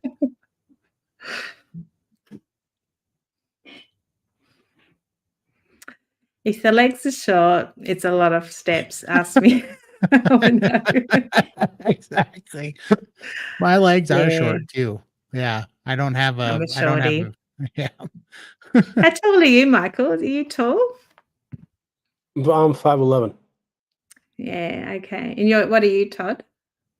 5'10" on a good day. Like, I'm still a shorty. I'm 5'4". oh, but see, I'm all back and arms, and my legs are short. I have a really long back. That's why I always have to wear tall shirts, even though I'm not tall. Yeah. I had my dad's build. My dad was all back and tiny little legs. We looked like Yosemite Sam in the cartoons, how he was all back and he had these little short legs that went down, That's that's my family. But you're tall compared to my mom and my sister. So, Okay. oh good Lord, you son of a bitch. Get that out here. I don't know who Look that at is. those curls. I love those curls. You just want to like ding. That was showed in confidence, people. Whoops. You son of a- Lindy, why would you show that? Wasn't me. Never gonna know. That was 18 months. I was putting that up there because people were like, were you very chunky when you were born? I'm like, what do you think? So you can put it back up now because everybody saw it and it's in YouTube history. Yeah, I was chunky and that was a problem. But yeah, I was already insulin resistant. That and see that hair in just 16 and a half more years, it's gonna all fall out. But yeah, I was a chub the whole time. Yeah. All right, we're gonna have to get Michael's baby pictures now. This is war. I'm calling your I'll brothers. find my pictures right now. You got baby pictures? Yeah, I didn't have curly hair like you. You didn't look like a fat white cherub. Yeah. I don't have many pictures. My parents didn't have a camera. So I know there's one I've got framed in a drawer somewhere. And I think I've got one. I think it might be in our folder of me with a puppy dog, but I think I might have been about 3 years old. If you Yeah. don't have a good sleep schedule, that can also be a reason you don't gain weight. Yes, Miss Ella, who plays games all night. I think that's your mom's way of saying you're preaching to the choir. I'll be sleeping at night and I hear her screaming and laughing, and it's like, oh, she's playing a game still. It's like 3 a.m. in the morning, and she plays shoot 'em up horror games or something, and she screams. Son of a. My husband had just started walking a little more outside in our backyard, and when the weather's better, he wants to walk more. Yeah, excellent. That is awesome. There's, I think, a lady, I think she was in Australia. She actually was on a mission to lose weight, and she used to walk around her clothesline. And there's actually a book about it. Just walk around the clothesline. That's all she could do. And she lost a lot of weight. And that was, I think, back in the 80s sometime. But just, do you have the clotheslines? Yeah, Hills Hoist? Yeah. Just used to walk around that in her back garden. And she lost a ton of weight just doing that. that's awesome. So, Hi from Oz. Yay. Always have my conversion app open on my phone, ready to convert. Convert what? Is that? It is Australian flag, isn't it? Yeah, I think I don't know, convert the language or something, but don't she speak English? It's probably to convert your language because you I was don't going to talk say, us I like hope she Aussies. doesn't have a redneck app, redneck translator on there. Yes. I have some of my skinny jeans that I hope to get into in 4 months. I just stare at them. Won't be long, Jen, you'll get there. Yeah, For keep them. sure. Don't throw them out. Oh, here we go. Thank you, Michael. Oh, wow. There you go. There's little Lindy with my chubby tummy and chubby arms. Yeah. See, that looks more like a normal sized human being. You don't look like a Pillsbury Doughboy. Yeah, you could just see chubby cheeks. Yeah. Still got them. With Lassie. Yeah, we had 2 of those and Collie, yeah, border collie. I don't know which one that was, but yeah. Lindy does it. Yeah, I'm hoping my daughters at Miss Ella, we're going to go shopping just before KetoCon and buy some clothes that fit me. So I don't look like my other daughter calls me crazy because I wore a jumper not long ago and she's like, it's down to your knees, mummy. It looks silly. I'm like, oh, thank you. So, but you're short, Lindy. I'm not even 5 foot. Oh, it's okay. You're cute. Yeah, good. Yes. Was it good things come in small packages or? For sure. You bless someone with all those things and then you got blessed with Carnivore. I should give all of my big clothes away. It's a good way to look at it for sure.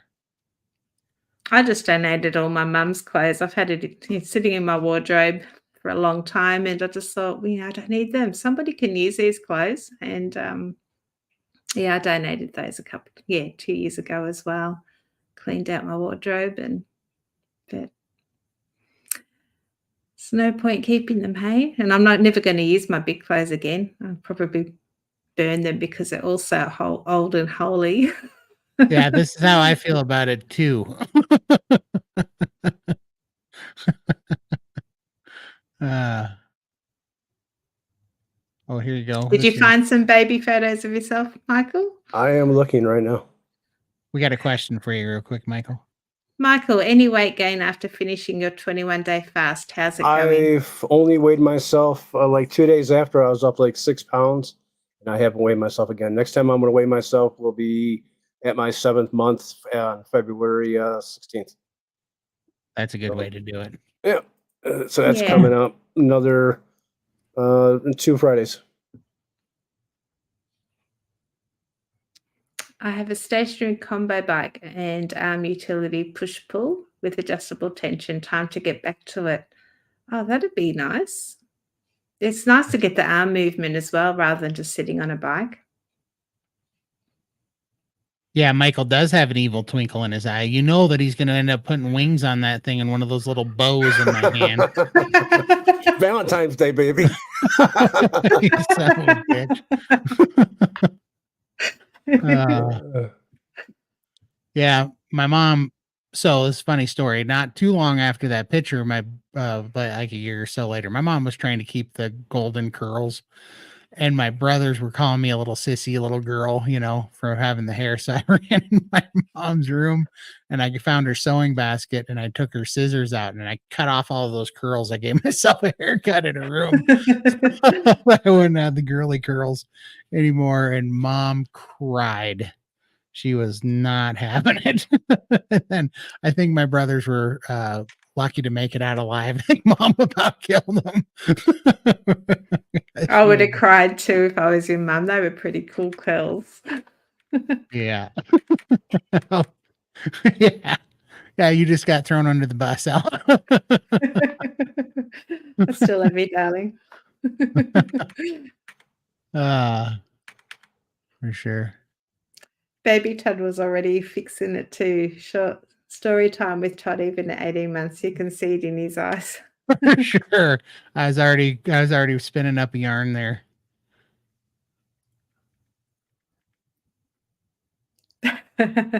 That's for Ella. For sure. I know nobody likes their own baby pictures. I'm sorry, Keith. You need to dig out your baby photos too now for us. We've shown you ours.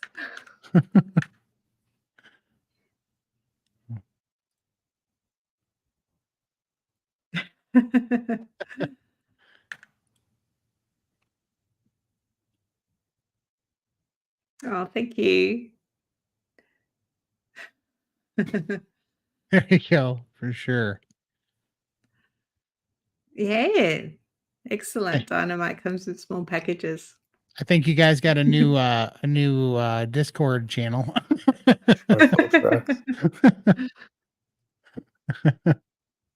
Yeah, Keith, it's only funny until he does it. He's gonna make me a cherub, and you know it.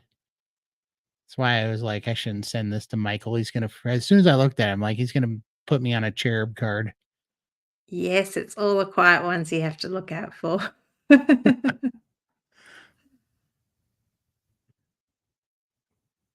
Oh, that's frustrating. Metric to imperial, to kgs to pounds, and then you got your blood levels and this levels and time zones. Oh my God, they annoy me. Hi, Pearl. Hey, just to update you, I found someone for the Wrangler jeans that I had, and the gentleman wears his pants at his waistline instead of below his bellies. I was thrilled to rehome them. Great job, Pearl. Excellent. That's awesome. Well done. Sure, he'll be happy with his new. Oh, Oh. Yeah, this is what we're all asking too. You know, Michael it's coming up right now. I was gonna say Michael could hack the Pentagon, but today he's gonna have a technical difficulty. There.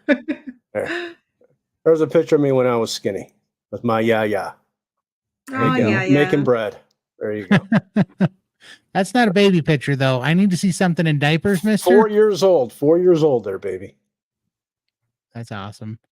So I still would like to see something. That's the last time I was skinny, right there. Yeah. I can't Photoshop anything good out of that, Michael. Give me something to work That's with. why you're getting this picture.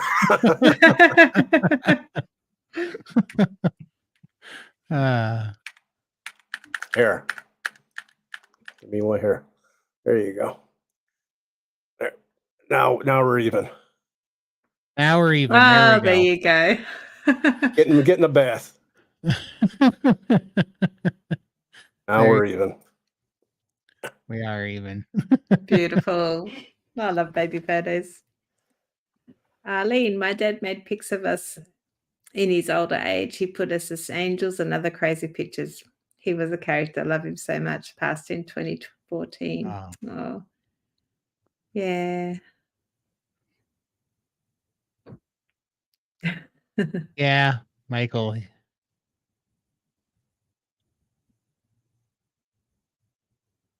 It counts, Michael.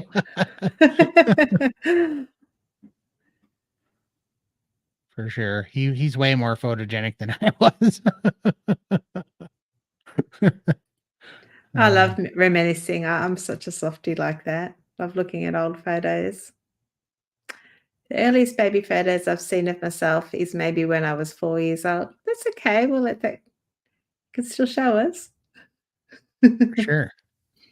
What kind of bread, Michael? Greek bread. Oh. That would answer this question. Greek. Did your Yaya used to make the pita bread?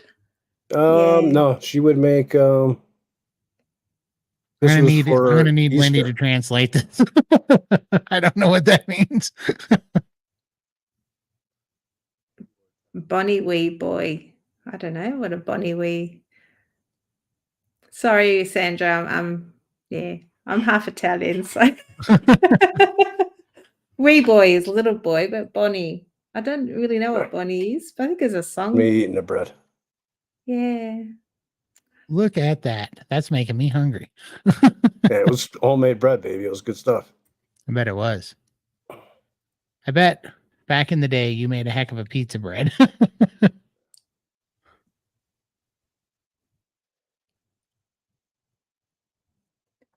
There you go. That's why I didn't know. Thank you, Huzia. Okay. Scottish. So you were a pretty little boy. That's funny. I should know that because I think I'm Irish. I have a tiny bit Irish. I'm mostly Scandinavian, but I have a tiny bit Irish in me from my mom's side, I think.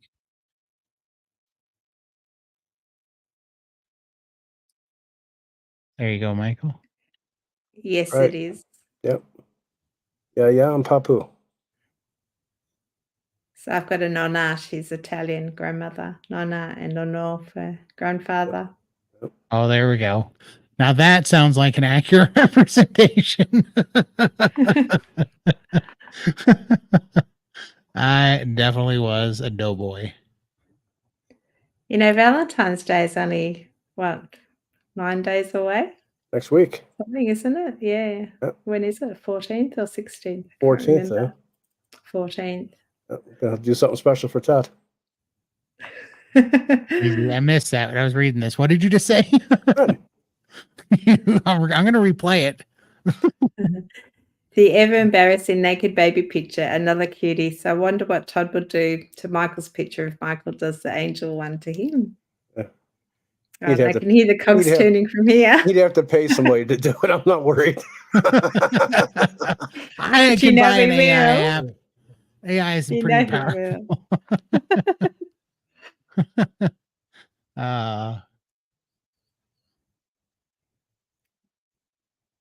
From watching Atlanta.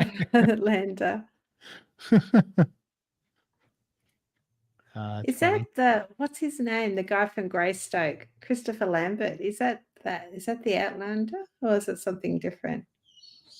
I don't remember that guy's name in Outlander. Can't remember now. Yeah, he's a wise guy. Well, let's see. I was thinking about, should we open up the gates here and see if anybody wants to come in and say hi? Sure. That'll be lovely. Be nice to meet some other carnivores. And you don't have to have your camera on. You can leave your camera off if you feel you don't want to show your face. Just have audio. But we'd love to meet some new people. Yeah, here's the link in the chat. Hop on in if you want to say hi or promote your channel or ask a question. Yeah, come in and visit. Michael's already probably making a cherub. Whatever. I don't. I know he's got a cheeky smile there. He's got a cheeky smile and he's too quiet. I was looking for other pictures of you. Okay. Me? I don't think I've given you any more pictures. He's probably going through your computer right now. Carrie sent them to me. She probably did. Thank God. Well, there's not very many pictures in existence. I don't have to worry too much. So do you have any new interviews coming up? Well, that's a good question. Tentative ones, yes. There's a fella that emailed me a while back, and then mainly I've been sidetracked with work. Work's been out of control this last little while. It's crazy. And so hey, there's Brett. So I'm trying to catch up. Hey, Brett. Hey, how are you guys? Dang it, your background. I'm fasting. Your background's delicious. It's called Uh-huh. payback, Todd. It is. How long are you fasting for? What's that? How long are you fasting for? 84 hours a week. So I've been eating Monday through Thursday, and then I fast Thursday night through Sunday. So I eat 84 hours a week and I fast 84 hours a week, basically. Huh. Yeah. How's that going for you? You've been doing it a couple weeks now, or Yeah, but basically, so I started with the 5-day fast, and then I was going to do the alternate. The idea was to start with a 5-day fast, do alternate day fasting, and then go back into, or just basically hang out and do alternate day fasting pretty much for 90 days was what I was going to do. But I quickly realized that I didn't have great mental clarity on my fasting days, and that was a problem at work because I had low mental energy, and I work a lot with numbers and calculations and stuff at work, and I was like, I don't want to. I was having trouble keeping everything clear, so that's why I changed this to I'm going to eat on my biggest workload days so that my brain's working. And so that's why I changed it. So same idea of basically alternate day, but I'm doing it half a week at a time. And so far, I mean, this has been about as easy as I'm doing it. The only reason why I'm questioning myself why I'm doing it is because I don't understand why I'm eating so much meat right now. And I can't tell if my body's trying to tell me something. I'm so good at not listening to my body and getting paranoid and starving myself because I get stuck in the weight loss thing that I'm just really trying to make sure I'm not doing that to myself again. You know what I mean? So well, that 3 to 4 day fast is really a sweet spot for healing. is it? So that's a good one to do. Well, I'm gonna no matter what, I'm gonna finish it out the 90 days doing it, and then I'm gonna see from there out how much I want to keep doing that or whether it's beneficial or not. I think it is. It's just it gets in your head when you're not losing a ton of weight because you're like, why am I not losing weight? But also I'm putting on muscle, so it's like I don't know. It's hard not to think that you're doing something wrong. It is. Yeah. You kind of messes with you a little bit when you don't see the scale go in the direction you expect it to. Right. And you don't know why. And then what am I supposed to do? Am I supposed to limit myself on how much meat I eat on my feeding days? I don't feel like that's a good idea. When I do the calculations, I'm not really eating too much because if I'm only eating half the week and I'm eating 350 grams of protein on the days that I am eating, well, it's averaging out at 175 grams of protein per day per week. Yeah. And that's actually not enough, really, but I think it's fine, seems to be where I want to be, So I'm just trying to work it out. And this is uncharted territory for me. Yeah. Well, and, fasting's healthy. And as long as you're, are you priming on your days that you're, yeah, that's what I'm saying. I'm eating, you're just loading up, I'm doing lion diet right now. So I'm not having salt, but I am eating between 4 and 5 ribeyes, and I cut my own ribeyes, so they're about 22 to 26 ounces per ribeye. So I'm eating about 50 ounces of ribeye per meal, and I'm doing that, at least twice a day. So wow. I'm eating quite a bit. That's a lot of meat. It's a bunch of meat, and I'm putting it down. That's what I'm saying. It feels excessive, right? I'm putting down 6-7 pounds of meat a day when I am eating. Yeah. And I was feeling great. I'm loving it. But obviously, I think that's part of the reason why the scale's not moving. And I've toyed with eating 4 meals a day because I think I might spike my insulin. This is what I've been playing with. So one, I'm trying to create more of a demand on my muscles. So I'm trying to move more, lift more so that the protein has some place to go when I'm eating it, immediately. But I'm thinking about breaking down the meals into 4 to maybe even 6 meals a day, because what I've read is that your body only wants to absorb between 40 and 50 ounces of protein per meal over a 2-hour period. And which I think is why I like, why my body always craves some kind of vinegar in the past, is because it helps break that down, I think. But if you do that, if you have too much protein, you'll get an insulin spike. right? From too much protein. So I'm thinking of maybe breaking down my protein, seeing as how my body seems to want this massive amount of protein, but I feel like it's causing me to have an insulin spike, which I'm not tickled with. So I'm thinking about breaking it down into like 4 to 6 small meals. You know what I mean? Every Do you have 2 a way hours. to check your blood sugar? I do. Yep. I can check my blood sugar, and I also have these little ketone meters and stuff and ketone strips. I can do all that. So, Yeah. Yeah, I but would just I'm watch going to your try to get a continuous glucose monitor is what I'm going to do next, because I decided, yeah, exactly. that's One what of I those. was going to suggest. Get a There you go. CGM and Mine. then just watch it and watch for those spikes, and see if eating all that protein is in fact causing gluconeogenesis Right. Exactly. and And spiking your maybe, blood sugar up. yeah. And I think, maybe, I don't know why my body would be calling me to purposely put myself into gluconeogenesis unless my body was needing more glucose for something, because maybe my muscles are trying to regenerate. I do know your body needs some glucose for muscle, and that's where it stores it, for energy. So I don't know. I don't know why it's doing Yeah. it, but it's making me very curious. So I do want to try a CGM so that I can track it better. This is just out of curiosity. This is just uncharted territory for me. I Yeah. love where I'm at because the composition change is real. The strength that I'm getting out of it is real. Everything's feeling better. My endurance is so much better, but I just don't understand it. I don't understand why it's doing it, I look forward to hearing more about it.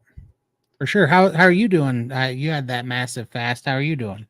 Oh, doing pretty good, and I gained about half the weight back. So, I still feel great, and I didn't have any problems refeeding after 12 days. Everything kind of, I did the right things, and everything went back to normal. And yeah, so I've been doing not really priming, but I've been eating quite a bit, and I just find my appetite's been up. So that's why I decided to start doing the walking, to see, just to help out. Plus, fishing season's coming up, and I'm really active in the summer with the two bass fishing leagues that I'm in, and a lot going on this summer. And I just feel like I want to be a little more fit. So, Right. Well, and do you feel I feel like good. your body's calling for it? That's Yeah, I feel like I want to do it. Mm-hmm. Yeah.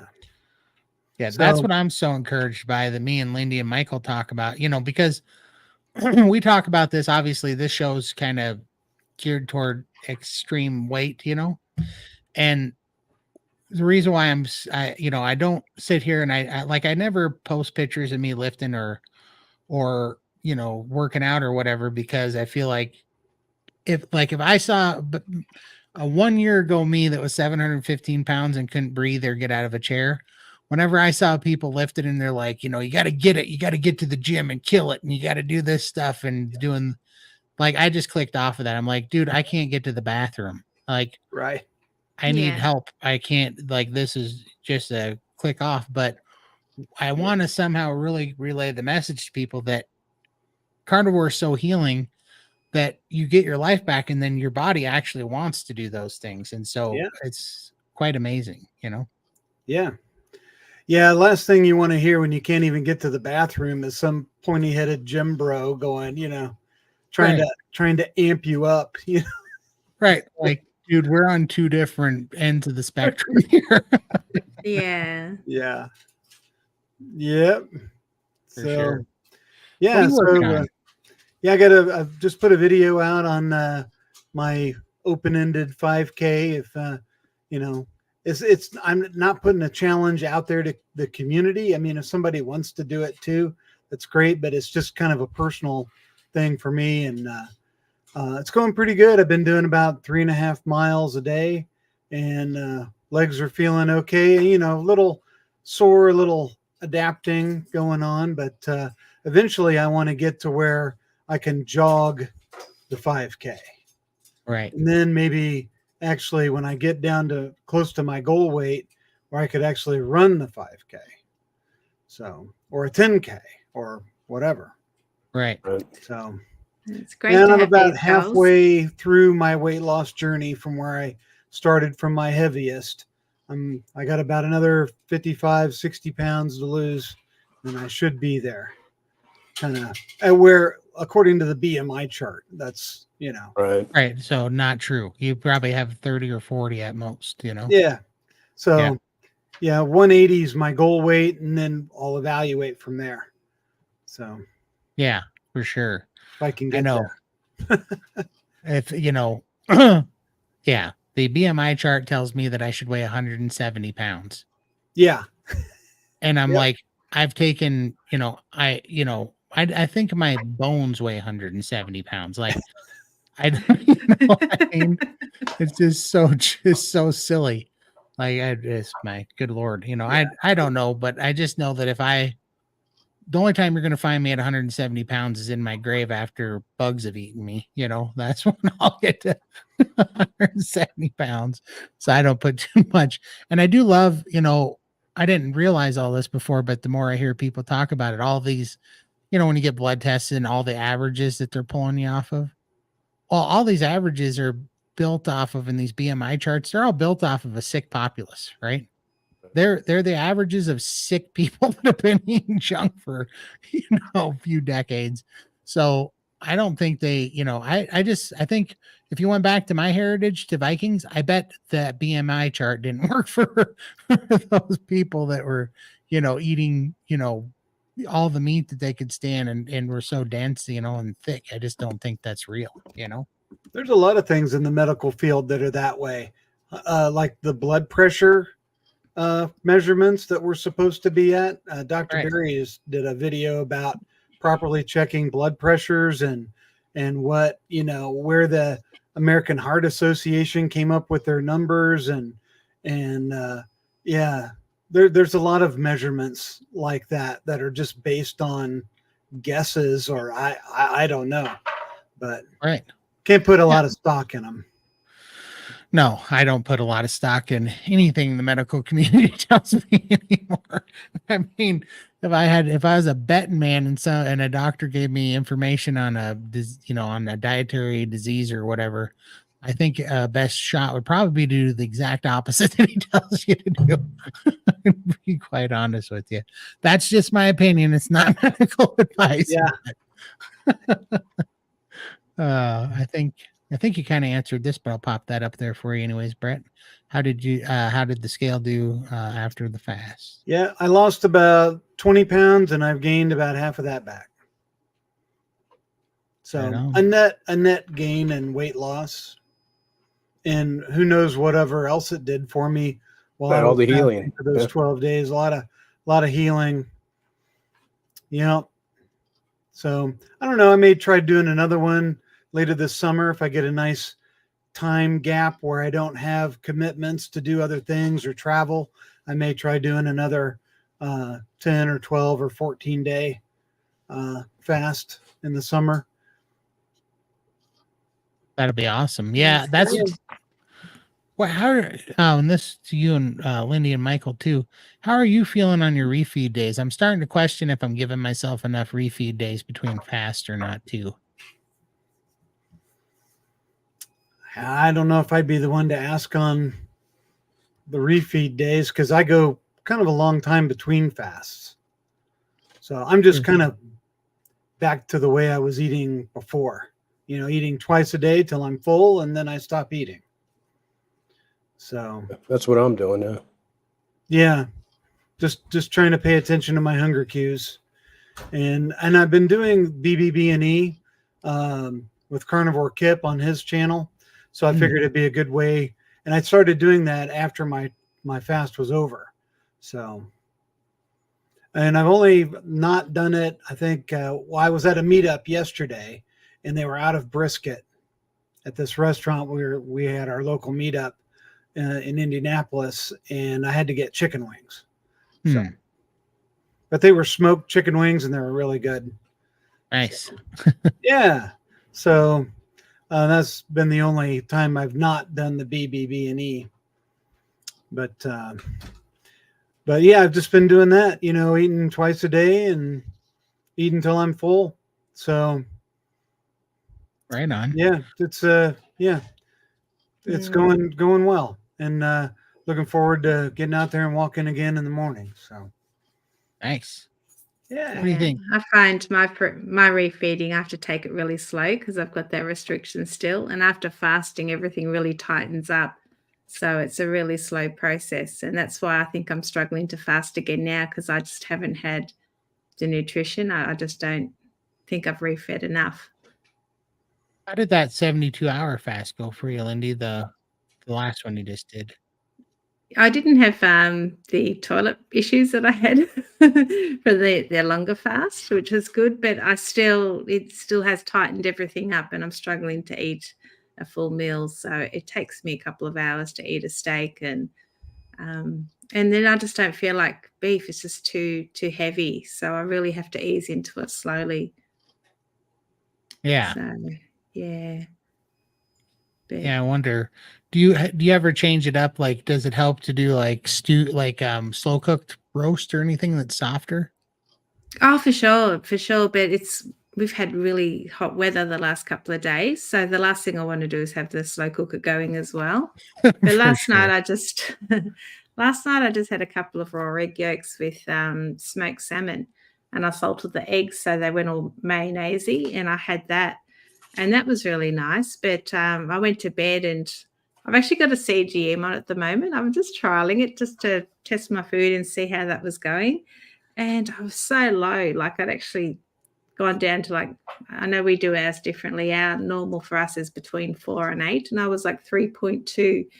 And I'm like, oh, is that no good for me? But I was feeling fantastic, and I sent Emily a little message and said, oh, should I be concerned about these low levels? Should I go and eat something? And she's like, oh, no, if you feel fine, you'll be fine. And eventually just went back up again. And I've flatlined my glucose meter. Whenever I eat anything, it's just flatlined. I don't even get any bumps when I eat. It's just fantastic. So I'm definitely no longer diabetic. Everything's working beautifully, and it was just nice to be able to see that. I've only got the meter the last 2 weeks, and I'm just trying all different cuts of meat to see what happens. We did go to my husband's parents the other day, and we just bought some grilled fish from the fish and chip shop and fed them. And she made a coleslaw and a potato salad, and I had a little spoon of each just because I wanted to see what would happen. So a teaspoon of coleslaw, a teaspoon of potato salad, and then a piece of grilled fish. And I actually got a nice bump. And I'm like, imagine if I had a normal serving each of those salads. That would have been a huge spike. So that was really interesting. And then like an hour and a half later on the drive home, I was craving. I was like, I need some food. I'm starving already. I just had my lunch and I was hungry. The monster was going off in my head just from eating that little spoon of salad. So I went home and had a Scotch fillet steak. How long did it take for your blood sugar to come back to normal after the spike? Yeah, it wasn't too bad. I don't think I know how to check the app yet. My daughter teaches me this because she's type 1 diabetic. So, but I will find out about the cravings, because I know I allowed myself to have one piece of pumpkin pie at Thanksgiving because my niece grows her own little pumpkins and makes pumpkin pie from scratch. So I definitely wasn't going to miss having one piece. Well, after I had that one piece, about an hour later, I was walking around in the kitchen, looking in the fridge, looking for something else. I mean, it just re-triggered that hunger signal. Yeah. And I mean, it was I was hoping it wasn't going to happen, but I was waiting for it to happen. And I just found myself looking for something to eat. And I'm like, Brett, what are you doing? Yeah. But now that you're aware of it, you just go and have something carnivore and that craving will go away. Yeah. And then you don't think about it again. It's just that spur of the moment thing. So as long as you don't, let it take over, you just go and eat some meat or whatever, eggs, whatever you need to do. How long did it last for you, Brett? Oh, it lasted. By the end of the evening, I was over it. Over it. But yeah, man, that self-realization now, when I know when my sugar monster Kicks gets in. off Yeah. the leash, and Yep. that's a powerful thing to know now. Right. I feel a lot more empowered against sugar cravings now, because I can recognize, I've kind of trained myself to recognize when it's happening Right. and to not fall for it, because it's trying to trick me. It's trying to trick Right. me. Absolutely. Trying to make me think, oh, well, it's okay if you have that. It's okay if you just have a little. Oh, Not for Deb was me. wondering, what did it do first thing in the morning, Lindy? Or after my carbs, or just every morning? Yeah, after your carbs. It was pretty good. Like it probably lasted an hour or two, just having those high levels, but it wasn't extremely high, but it was enough to register on the machine. But I think in the morning, like, I don't even have that dawn phenomenon. It is such a small spike that you can barely notice it, which I found really intriguing, because my daughter's type 1 diabetic, and every morning her levels will bump up to 27. And she was really struggling with that. And I'm like, I wonder what mine does as well, just to give her some kind of comparison. And yeah, it's just like mine barely budges. I'm sorry, that's my daughter. No worries. She's at hospital right now. She's getting scans and things. Oh, no worries. But this morning, she's been carnivore 3 weeks now, and she actually sent a photo of her levels. It's the first time in, I don't know how, 20 years or something, that she's actually had a night where she hasn't spiked or had a hypo. She's been in the green. Just did 3 weeks carnivore. So That's awesome. she's so excited. She's been asking the endos and doctors, why are my levels spiking so much? Like, there's just no reason for it. She doesn't eat. She might not eat at lunchtime, and then the next morning she's 27. It's like, how can it go up so high? But obviously it's a hormonal thing, and I think carnivore is starting to regulate her hormones, and things are changing. And she's so excited about this change. So that's keeping her on track as well. Yeah, if her hormones are out of whack, eating a high-fat diet, she can increase the fat at all. Our hormones are made from it and made from cholesterol. So I think that's why it works so well. Yeah. We're giving our body what it needs to make what it needs to make.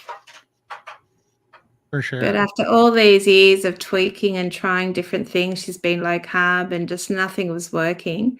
And in 3 weeks, carnivore is actually making a difference. So it'll still take a little while. I said there's going to be tweaking for at least, 3 months. Give it a go for at least 3 months. Yeah. But at the rate things are going, I don't think she's going to turn back.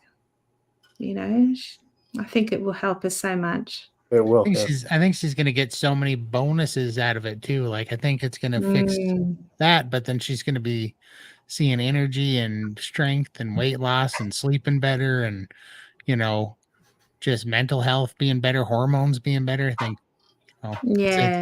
she's going to get healed, all that other stuff too. For sure. The benefits are going to outweigh whatever she has to give up. Yep. For sure.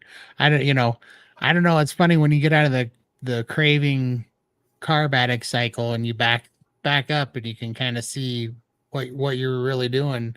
Mm-hmm. And you look back, it's like, I don't miss any of that stuff. Like, am I really supposed to believe that I'm supposed to feel bad that I can't have Taco Bell versus ribeyes? You know what I mean? Like, that wasn't even food. It was toxic garbage that was going in one end and out the other within a couple of hours. It's like, oh my gosh. Yeah. I mean, it's kind of silly right now to think that, but there's so many people that would look at us and go, oh, you poor guys just eating your beef, your ribeyes and your filet mignon. Yeah. For us. Yeah. Oh, darn it. Yeah. We didn't get to have a Pop-Tart and a Yoo-Hoo today. You know what I mean? It's so crazy. Oh man. Eating 2 days and then fasting for as long as you want. I don't know, Keith. I just, I mean, yeah, it's just that fasting as long as you want. I don't know. I don't understand. I don't know how to answer that question anymore because what, like, if I listen to my body every time I do a fast, the first like 12 hours, or well, actually, it's the second 12 hours into the fast, I don't want to fast. I Right. don't want to eat some steak. So if I did that, I would only ever fast for 12 hours at a time, and then I would be eating. But I also know that, like, I don't know about you guys, but the best trick that I've found to getting into a fast pretty seamlessly for me is to stop eating at 11 a.m., like make that my last meal. And then by the time 11 p.m. comes, that's when my hunger is the worst or whatever cravings. And then I go to bed. And then when I wake up, like, I'm not hungry at all. I'm completely in, all the hunger's over, and now I'm in fasting mode, and now it's easy, So the way that I make it bad is if I eat at night, if I eat at like 10 o'clock at night or 8, 9, 8, 10, somewhere in that round. Well, then when I wake up starving. That's miserable. So as long as I start a fast at like 11 o'clock and I can get through that, then I'm pretty good. The only thing that's confusing me is just the amount that I eat now, that I'm craving now. Because I came from, when I early started this originally, I was eating like a pound to maybe a pound and a quarter of meat a day for the first 9 months of this whole thing. So to go from, it wasn't great. I lost a lot of weight and I lost a lot of inflammation, but my metabolism tanked, and my metabolism and everything was just shutting down on me. And so I'm just trying to make sure I'm not doing that. But also it's weird to go from a pound a day to like 7 pounds a day, because it's like, why am I doing this? You know what I mean? But then you hear so many other people that needed 7 pounds a day. I mean, Bella at the Steak and Butter Gang, she's, what do you think? I don't know. Bella's like maybe 140, 150 pounds, something like that. If that. And she ate 7 pounds of meat a day for 7 or 8 months. Yep. Before she healed up, and then it auto-regulated. So I don't know. That's really my only concern, because fasting's super easy right now, and I'm enjoying it. And this fast that I'm on right now has been better than any of the fasts that I've had in months, as far as my mental clarity is really good right now. It's just my throat gets this hoarse thing in it for whatever reason when I do a fast over 3 days. I haven't figured that out yet, why my throat gets hoarse. It's like I got a golf ball in my throat every time I do this. It's kind of weird. I think it's some kind of detoxing thing or something. But other than that, this has been the easiest one. So I think it's going well. I just know that come tomorrow, I'm going to eat like 6 ribeyes tomorrow. So I don't know if that's a good thing or not. I think it is, though. We're going to see. That's why I'd really like to get that CGM, and I'll be posting some information on that for sure. I hope you've got a secret code on that meat locker of yours, Hesia. You're going to wake up, that thing's going to be empty. Empty shelves. You're going to see me sitting in the middle of it with a bunch of bones. So you have to refeed at like most people break their fast with like some bone broth or scrambled eggs or something. Can you just go straight into the ribeyes and no worries, or you have to if it's under like 4 days, like 4 days about my max. When I go over 4 days, it gets a little bit different, I've noticed. But like when I did my 5, it was actually almost a 6-day fast that we ended up doing, or that I ended up doing. Michael took it to 21 days. I think Lindy took it to about 6 days too. I think we're right in there. Yeah, 5 days, 16 hours. Yeah. How many minutes? So that one, I ate hamburger and eggs when I broke that one, and I got diarrhea immediately. And then I had a little bit more, and I still had diarrhea. But 4 hours later, I ate a ribeye, and it was fine. So I didn't care. So I don't know. Some people get all bent out of shape about the diarrhea. I don't really care. I'm just like, I'm going to eat, I'm going to poop, and then I'm going to go back and eat. I might poop again, and then I'm going to go back and eat, and then I won't poop. Then I'll be fine. So that's kind of how I do it, but I don't eat, I'm not going to eat like if I did a 5-6 day fast, I wouldn't go eat 2 full ribeyes. I would eat like 4 ounces of ribeye because I know it's going to go through me. And I do that until it stops going through me. And then I eat normal, but it only took like 6 hours on that 5-day to get that to come back around. So, but yeah, tomorrow morning at about 9 o'clock in the morning, I'm going to eat about 3 pounds of ribeye, 2.5, 3 pounds of ribeye, and it won't have any issue with it at all. It's going to be glorious. I got a bunch of ribeye waiting for me in the fridge. I went to Costco and they had tomahawks on sale for $9.99 a pound. Wow. Where Oh, are you yeah. and how do I bring a truck there? At Costco. Hang on. Yeah. Line they're up, as take a thick number. as your face. I mean, they're just awesome. Oh, dude, Can't did you buy all of them? You should have bought all of them. You should have went to the bank and said, I need a loan to buy all the ribeyes at Costco. I bought a few. Yeah, exactly. I would be going to Costco and be like, I would have Load me up. Yeah, And they load me cut up. the bones fairly short, so I wasn't paying for like For another the bone, half right? a pound of bone. So Yeah. they cut the bones like 3 inches long off the end of it, so it's technically a tomahawk. Yeah, that's perfect. Yeah, so Oh, I was nice. happy with that, and I can save the bones to make broth. So Yeah, I mean, Great that's deal. 1/3 of the price that they are here. Yeah. That's Wow. incredible. Yeah, that is incredible. Yeah, I would have bought all of them. And it was nice looking meat too. It wasn't, it had some nice flecking in it, and they didn't over trim them, and they look good. So Have you ever seen that Parks and Recreation clips with Ron Swanson where he said, bring me all the bacon and eggs you have? You know that one?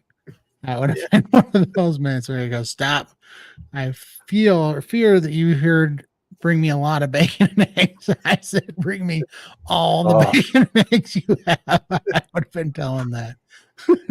Those guys bring I like the one where he takes the vegan bacon.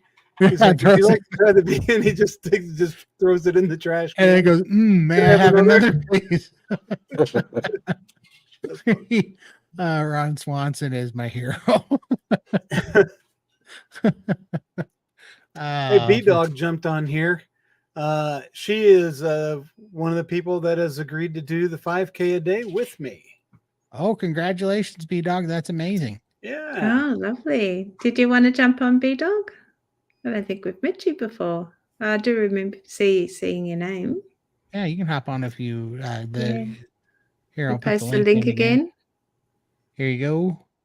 You want to hop on and say hi? Yeah, you can leave your camera off if you're uncomfortable. Oh, really? That's interesting. That's funny that you asked that because I just ordered some of that. What is it? Yeah, Lugol's. Yeah.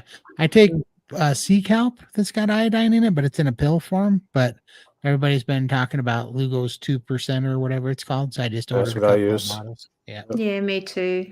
I don't take anything, but I try to have like fresh caught shrimp, like wild caught shrimp, and shrimp is loaded with iodine. Oh, nice. Yeah, it's a iodine heavy food.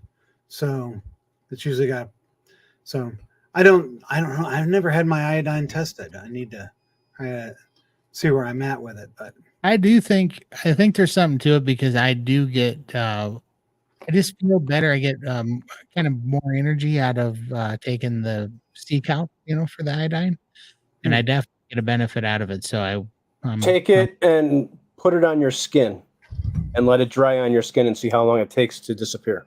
Then you'll know if you're low on iodine. Oh, really? How long should it take to disappear?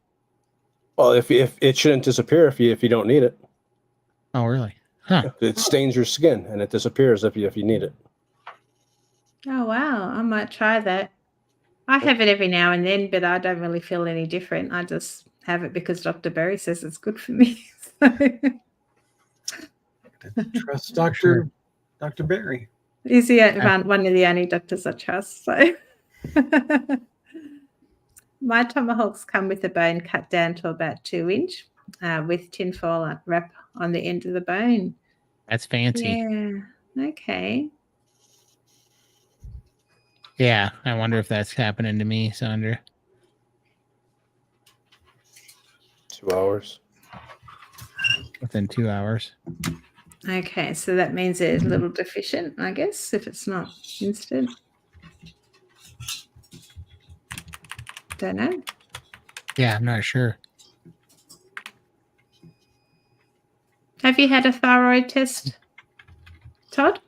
Oh yeah, when I was 18, they're like, yeah, none of them work. So Yeah. yeah, I don't know. Yeah, they gave me. Was taking. I can't even remember the name of it when I was young. Some thyroid medicine, but yeah, I have adrenal gland problems and thyroid gland problems in my neck for sure. That I was just assuming this was healing it, but maybe that's what's happening when I'm fasting. You know, autophagy does go after dormant tissue. So maybe it's working on my throat, and I just don't know what. Yeah. Maybe there's a wrecking crew in there right now on my thyroid, renovating that sucker. Let's hope that's going on because it happens every time I fast for sure. It's probably worth getting a full blood panel just so you can do it again in 3 to 6 months and just do a comparison, see what's going on.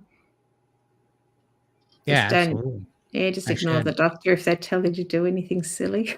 Oh, for sure. Yeah. But yeah.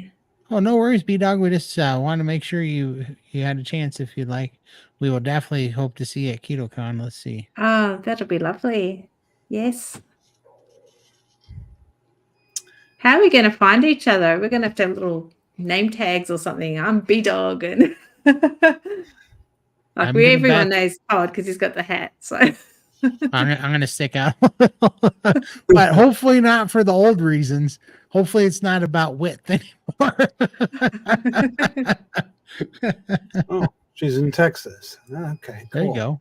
B-Dog's in Texas. That's awesome, B Dog. nice. Well, we will definitely be down there. We're gonna try to do some kind of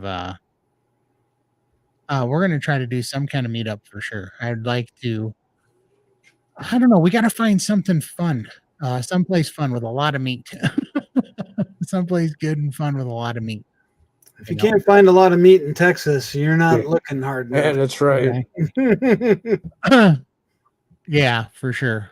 And I don't mean Bucky's truck stop either. So, Yeah. I think Deb had a question there. Oh, what did I Did you miss want it? to go back? Yeah.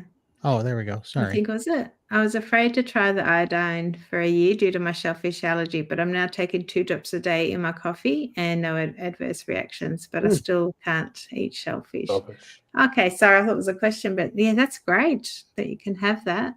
That's awesome.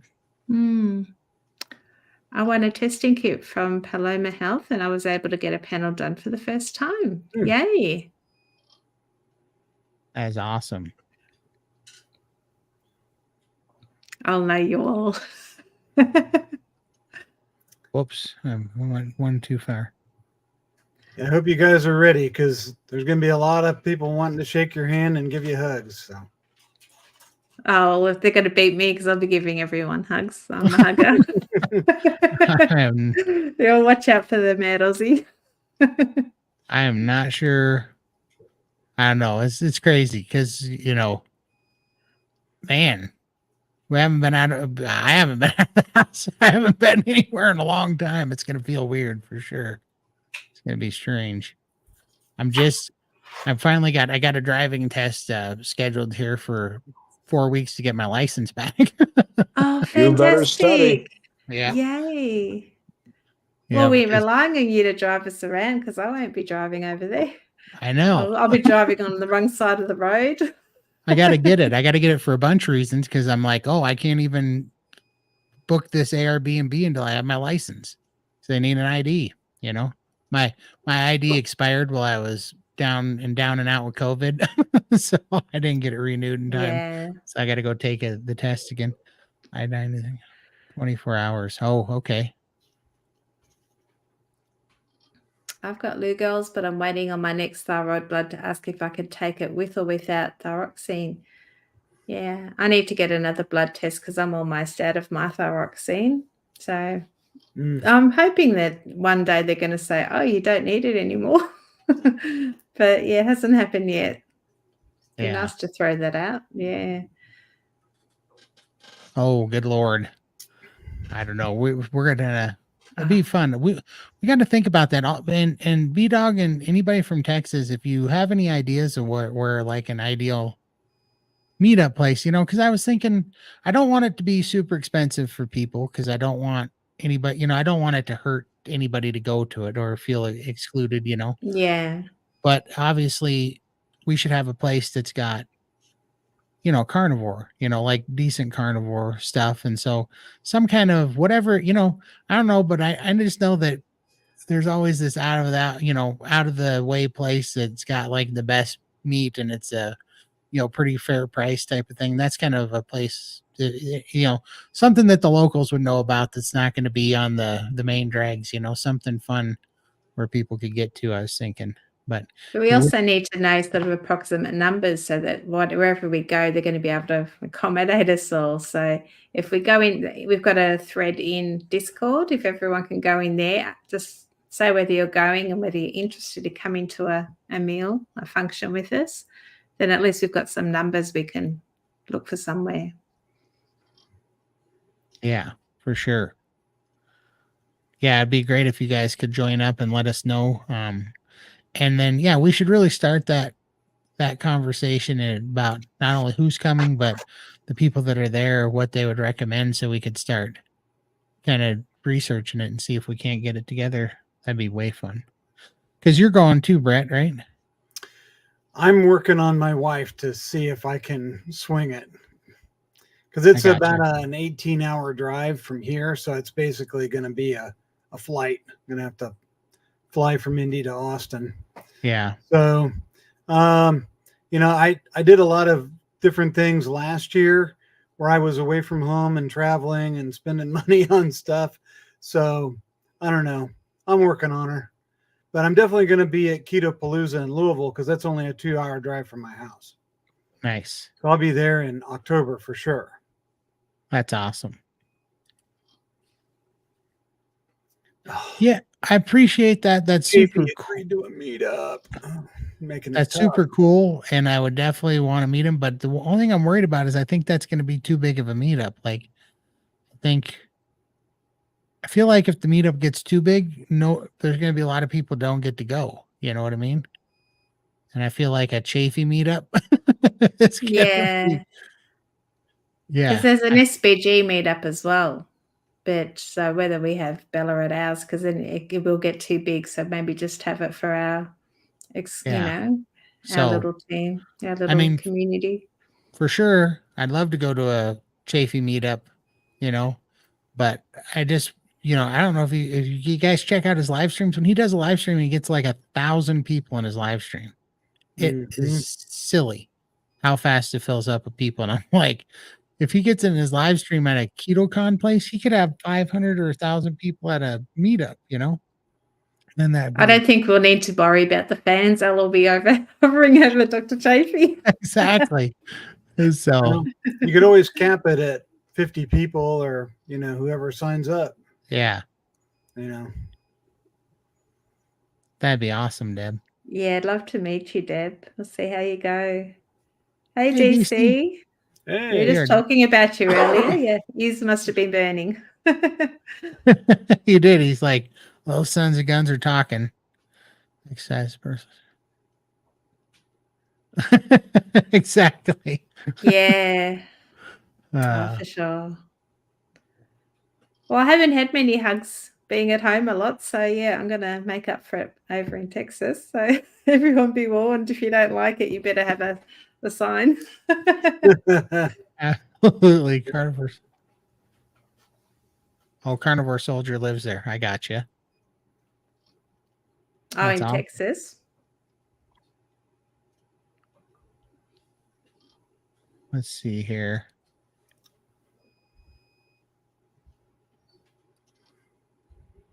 Yeah, I think it's going to be crazy. It's going to be.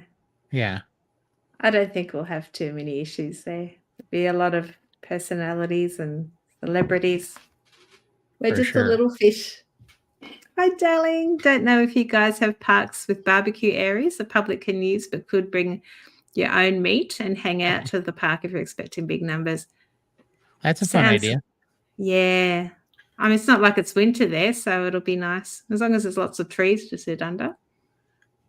But then sure. it can be a family event. People can bring their kids, so you don't have to worry about babysitters and stuff.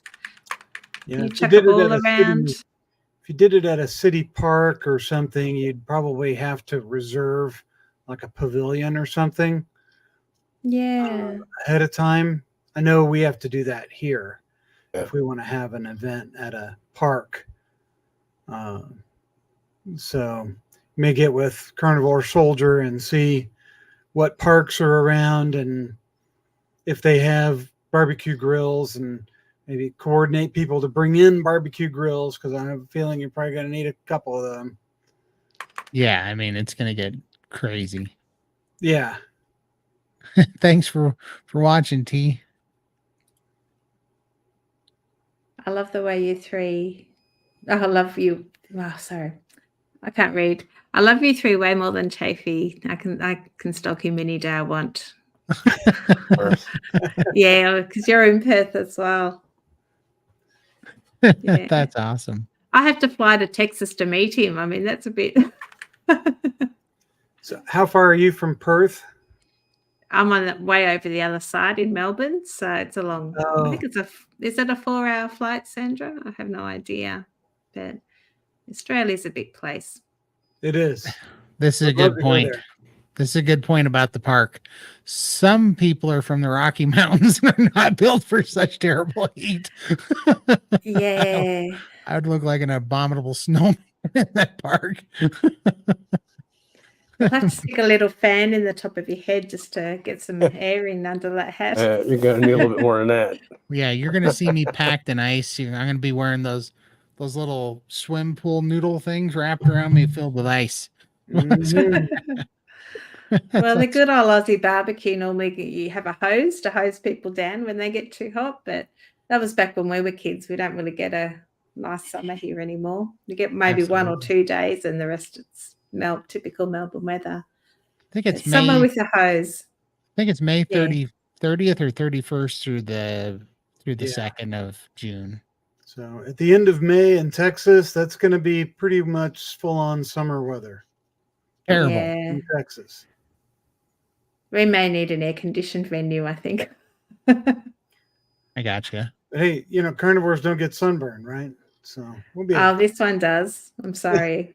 Yeah, I do. I still. This one sweats like a hog on a spit. It's not going to be good. It is not going to be good. At least you won't smell. Yeah. Well, oh boy, it's going to be so bad. I hate heat. That is my ultimate enemy. Although, since the recent 260-pound loss in body fat, I'm relying on heat a little more than I used to this winter.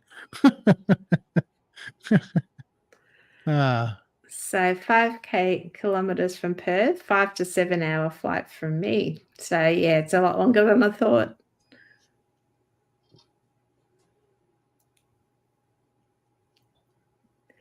It could be that hot. Oh well, that is what it is. That'll be all fine, I'm sure. It is, but this is also why I wouldn't mind going to an indoor place to eat with air conditioning, so that I wouldn't just because when I say, I mean, I sweat a lot. You'll see water running off of my head like somebody's running a shower on me when I get in that kind of heat. It's terrible.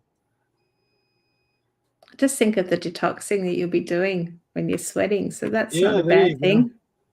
Yeah, positive for you. Right? I feel you there, DC. I used to hang my arm out of the truck window when I was driving, and it would be by, just a couple hour drive or something. It'd be like I got baked in the oven on that arm.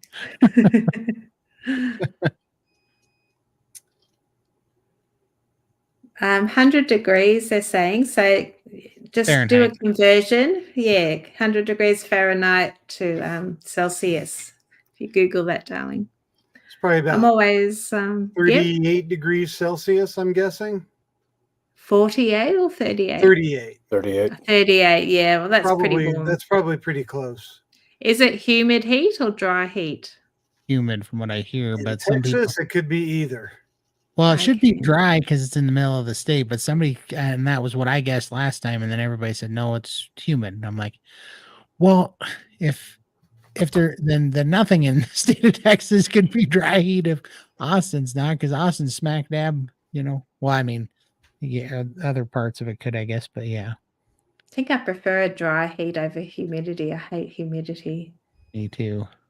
Human. Oh, humid. Yeah. Oh, well.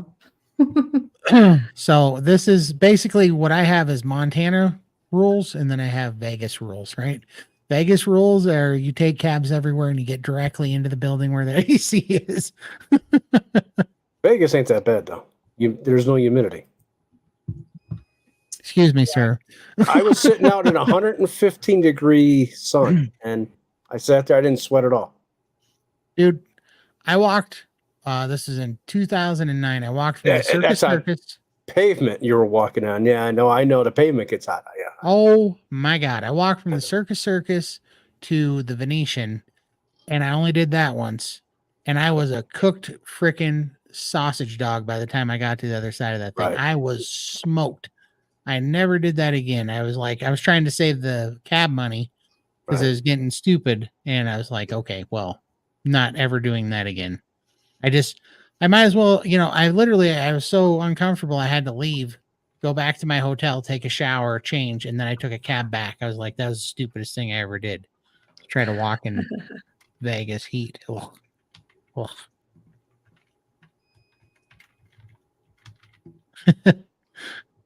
Oh boy.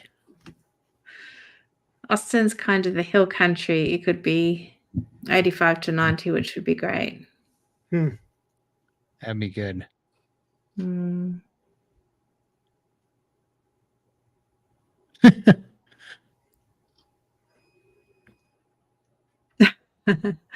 right. I'm right We'll let there you know with if it's you. humid or not.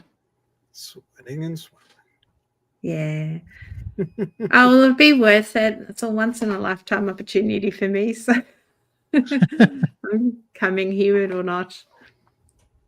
Just cruising the YouTube airwaves to hit the like button. Yay, Keith. I'm in Dallas, but used to live in New Braunfels. The sun isn't as bad as Australian sun, so we might be okay. Yes, poor Ella went to the beach last week and she's like a tomato now. She's suffering really bad. So hope you're feeling better, darling.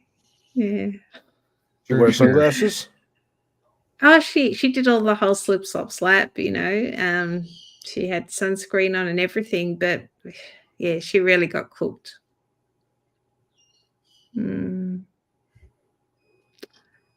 Vegas is a dry heat, sweat disappear as you're walking. Keith's over here pumping up our engagement. Thank you, Keith. Thanks, Keith. So what do you got planned, Brett? Are you working on anything here in the next few weeks here? No, nothing specific. I do have a couple notes for some ideas on, new videos. I'm gonna start making some more cooking videos. I just did a bacon wrapped steak fingers video because Bill Knott did one, and then JT did one, and then I did one where I made heart attack style bacon wrapped chicken fingers. I deep fried them. Or I fried them in beef tallow, which they came out pretty good. So I picked up some other stuff this week, and I may do another cooking video. But right now I'm just kind of focused on my walking every day, and just doing that right now till I'm inspired again to make another video about something. That's awesome. Well, that's a good one. That was funny that you said cooking videos, because I've been putting those off. I haven't made any of those yet, and because I didn't have the camera for it, and I don't want to try to hold it and make it be a wreck, so I didn't have the camera set up. But Lindy found one the other day and I ordered it.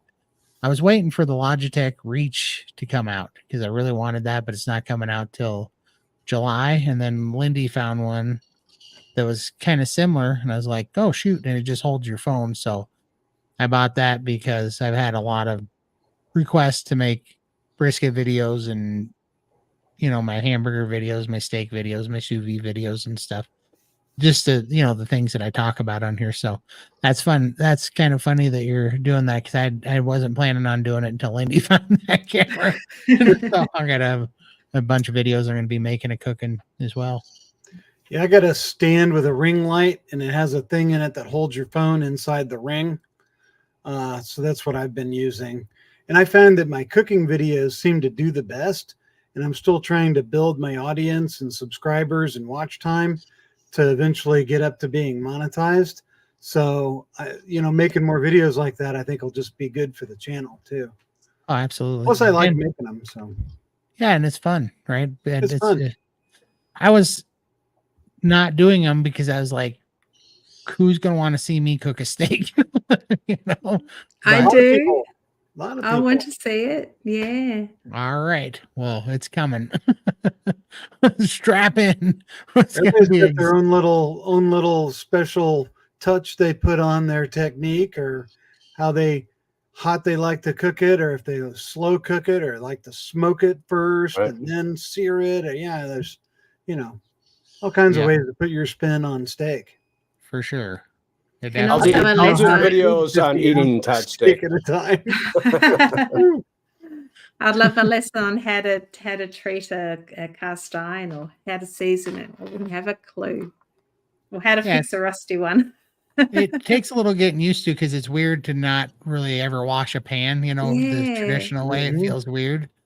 But actually it's, you're just cooking it with heat you're cleaning it with heat, basically. Heat and oil and salt is what I use to clean mine. And it's fantastic, but because cast Yeah. iron holds the heat so much better, stainless steel does pretty good too, but cast iron does fantastic. I love them, and it takes a while to break them in. You can season them. I took 10 hours to season my last new one, and it still is going to take months before it really gets seasoned where you can blow an egg out of it, like with zero stick, but they Why get don't there. why don't they sell them seasoned? So you don't have They to do, but you don't want them if you're carnivore because they're seasoned with the machine oils, and so they're Oh, okay. yeah. So I ordered one and it was pre-seasoned, and I washed the heck out of it to get the seasoning out, and then I re-seasoned it several times because I use avocado oil. I know that that's not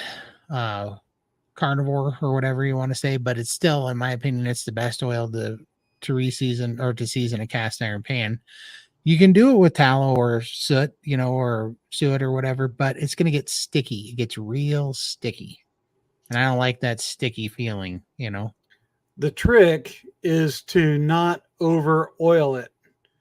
For sure. When you're baking it and trying to bake on that seasoning. Well, I just flip it upside down too, like I don't over oil the bottom, and I wipe it. I leave it sit for about 5 minutes, and then I come back and I wipe it all off again, even. Yeah. It's like you want to try to wipe all the oil back off again, but you can't because it'll absorb it. Right. And then once it almost looks kind of semi-gloss, then you throw it in for another cycle.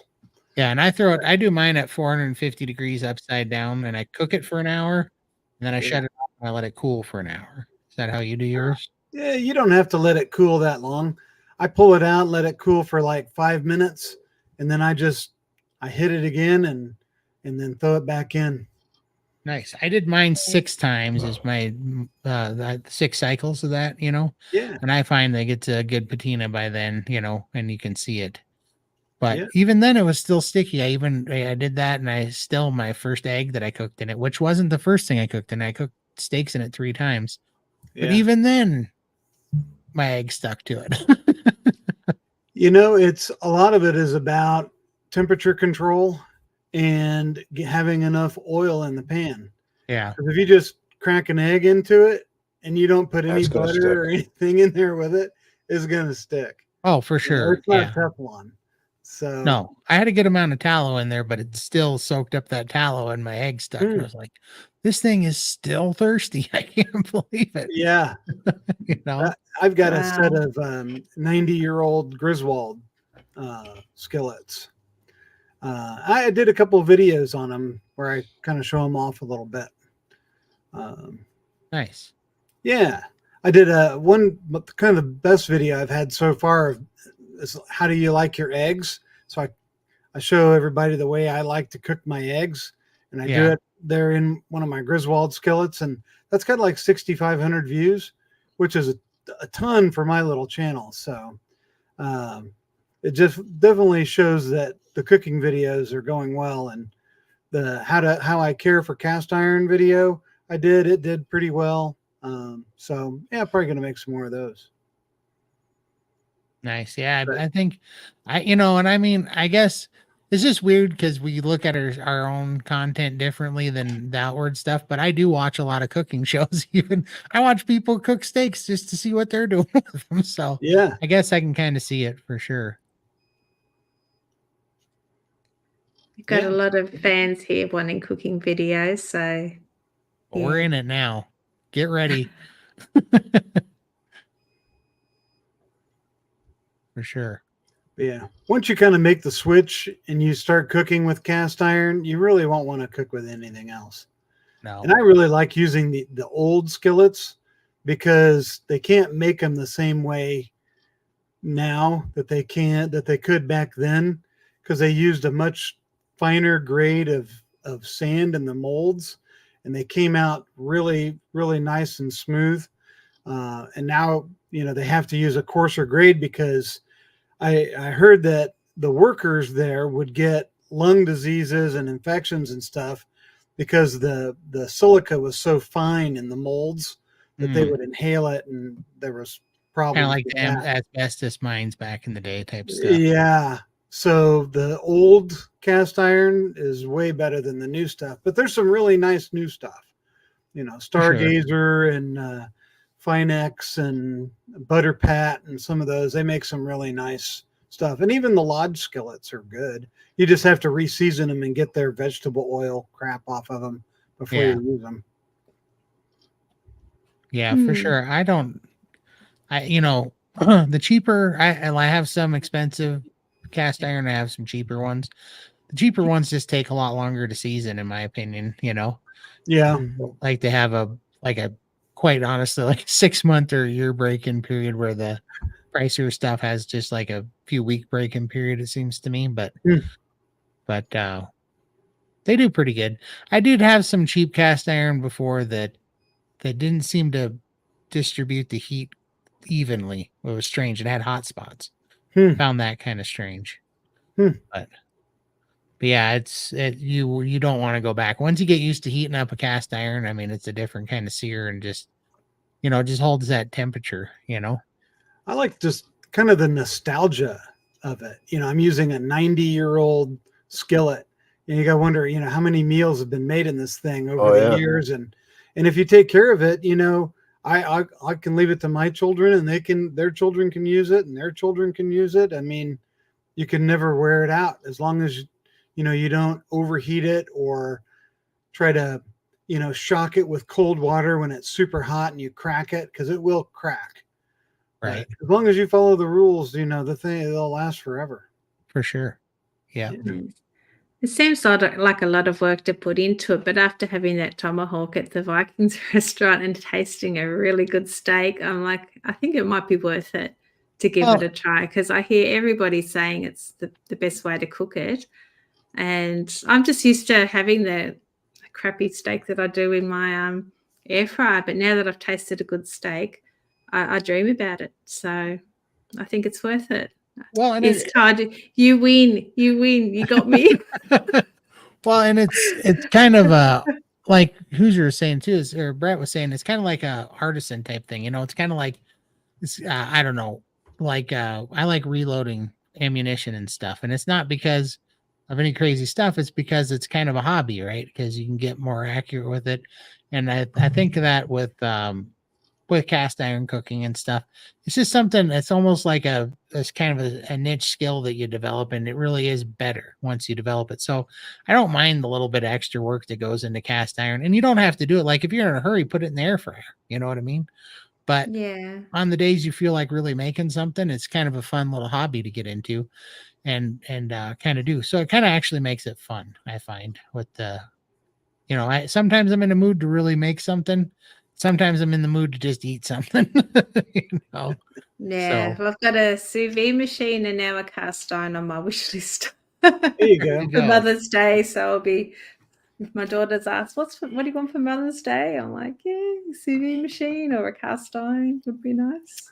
Todd, it's Yeah. funny you said about reloading. I've got a Dylan 650 right behind me over here. Nice.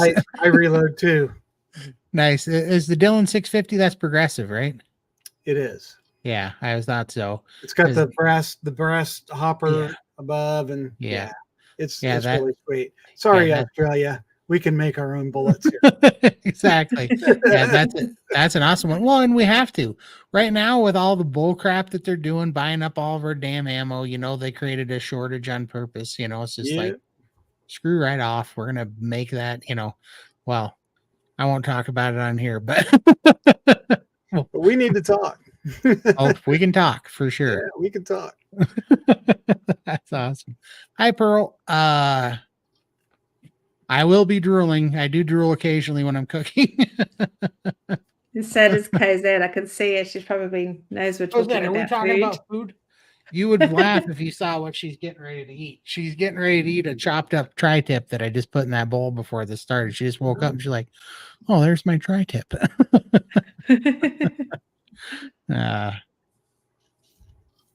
Let's see here. Yep. Nice. That's a good place for sure. Yep.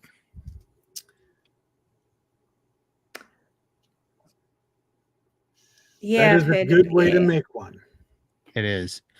It is one of my favorites. The only thing that I really, really want to try, and I'm trying to justify buying it, but I just haven't pulled the trigger yet, but I really want one. If I had a better outdoor place to grill, I would, but I want to get one of those salamanders, one of those gas salamander grills. You know what I'm talking about?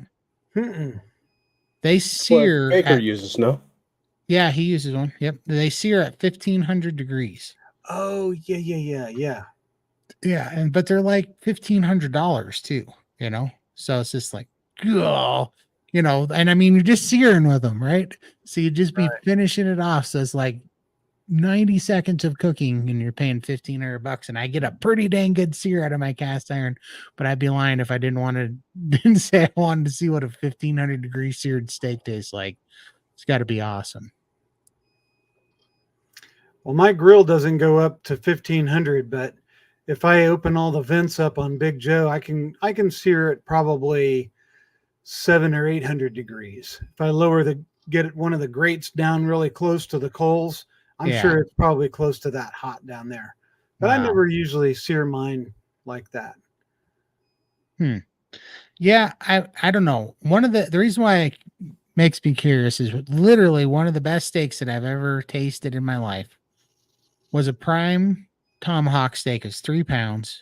It's a prime tomahawk, but seared on the red hot coals. And when we seared, so we slow cooked it until it got to temperature, and then we seared it off on the coals. And that was the best piece of meat I've ever. I ate 3 pounds of meat so fast. I'm lucky I had fingers when I was done. It was incredible. And I just want to do that every time, and I don't know. I don't mind doing charcoal cooking and stuff. And this wasn't charcoal. We started with charcoal, but we had hickory, and so it was a bed of hickory and charcoal mixed coals that we put it in, but it was so good. Oh my gosh, that was delicious. So I'd love to be able to do that in 90 seconds instead of the long drawn out. Just fire up the big smoker, heat up the coals. You know what I mean? Because that's why you don't do it every time. That's quite an ordeal to sear it off, But I'd like to. Yep, that's my preferred way to make steak. And then I'll sear one in the cast iron skillet when it's too cold to grill. Mm-hmm. That's Yep. kind of my backup method. Yep. But searing it in cast iron just gives it a different flavor. Yes, Uh, for sure. Do you use that's that? one I bought one of occasion. those tubbies of Wagyu tallow. Have you used those before? Mm-hmm. Those things are pretty awesome. What's your favorite way? What oil or fat do you sear yours in? I use tallow, Uh-huh. just whatever I get. If it's some of my tallow that I save, or if I'm using some store bought Wagyu tallow. But yeah, I'll get the Griswold good and hot and sear it in tallow, and then right at the end I'll put butter on it uh, and get Mm. that kind of like almost the butter will cook and you get kind of that brown butter Mhm. flavor in there. Yeah. But Yeah. you can't put it in too early or it'll Burn. burn. Yeah. Do you like Yeah. ghee? I do. I don't use Yeah. it very often, but I do like it. I like mixing ghee with tallow. It's kind of my preferred is ghee tallow mixture. I have to try that. Yeah, because it's got a higher smoke point, then obviously you're not going to burn it like the butter, but you still get a butter taste to it, Yeah. Kind of has a nutty Learning. flavor to it. Yeah, it does. Yeah, especially, but yeah, I definitely, one of the things I missed on Lion Diet is I miss which I can't believe I'm saying this after eating 36 eggs a day for so long, but now I'm missing my brown butter, soft scrambled eggs. Man, I'm missing those because I would take a whole stick of butter and I'd brown it in the pan and get it caramelized. And then I would put 24 eggs in it, and I would soft scramble them in the brown butter. Oh my gosh, do I miss that? It's so good. 6 is my limit, and I really struggle with 6 eggs. You're talking rookie numbers, Lindy. 6 is the minimum. Sorry, I let the team down. We'll show you how it's done. We'll raise the bar when we get to Texas for you. Everything's bigger in Texas. That even means the quantities. Yeah, it's fun. Yeah, well, I'll be looking forward to seeing your cooking videos, Brett. That'll be fun. Yeah. And then, yeah, hopefully you can talk the wife into KetoCon. That'd be awesome. Yeah, I'd love to be down there, especially now I'm hearing everybody who's coming, and it's going to be. Well, be we call it the Cool Kids Club. Yeah.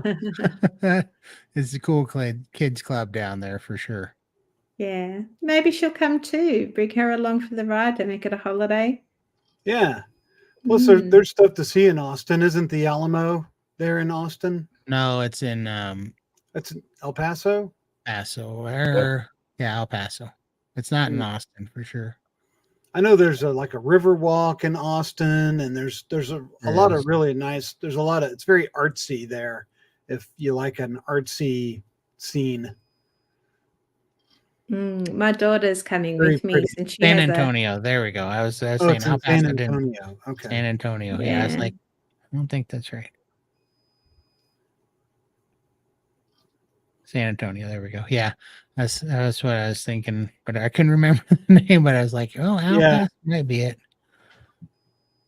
But yeah, I got a buddy that lives somewhere near there, and he told me when I go there, he said, if you ever come to Texas, you gotta go to the Alamo with me.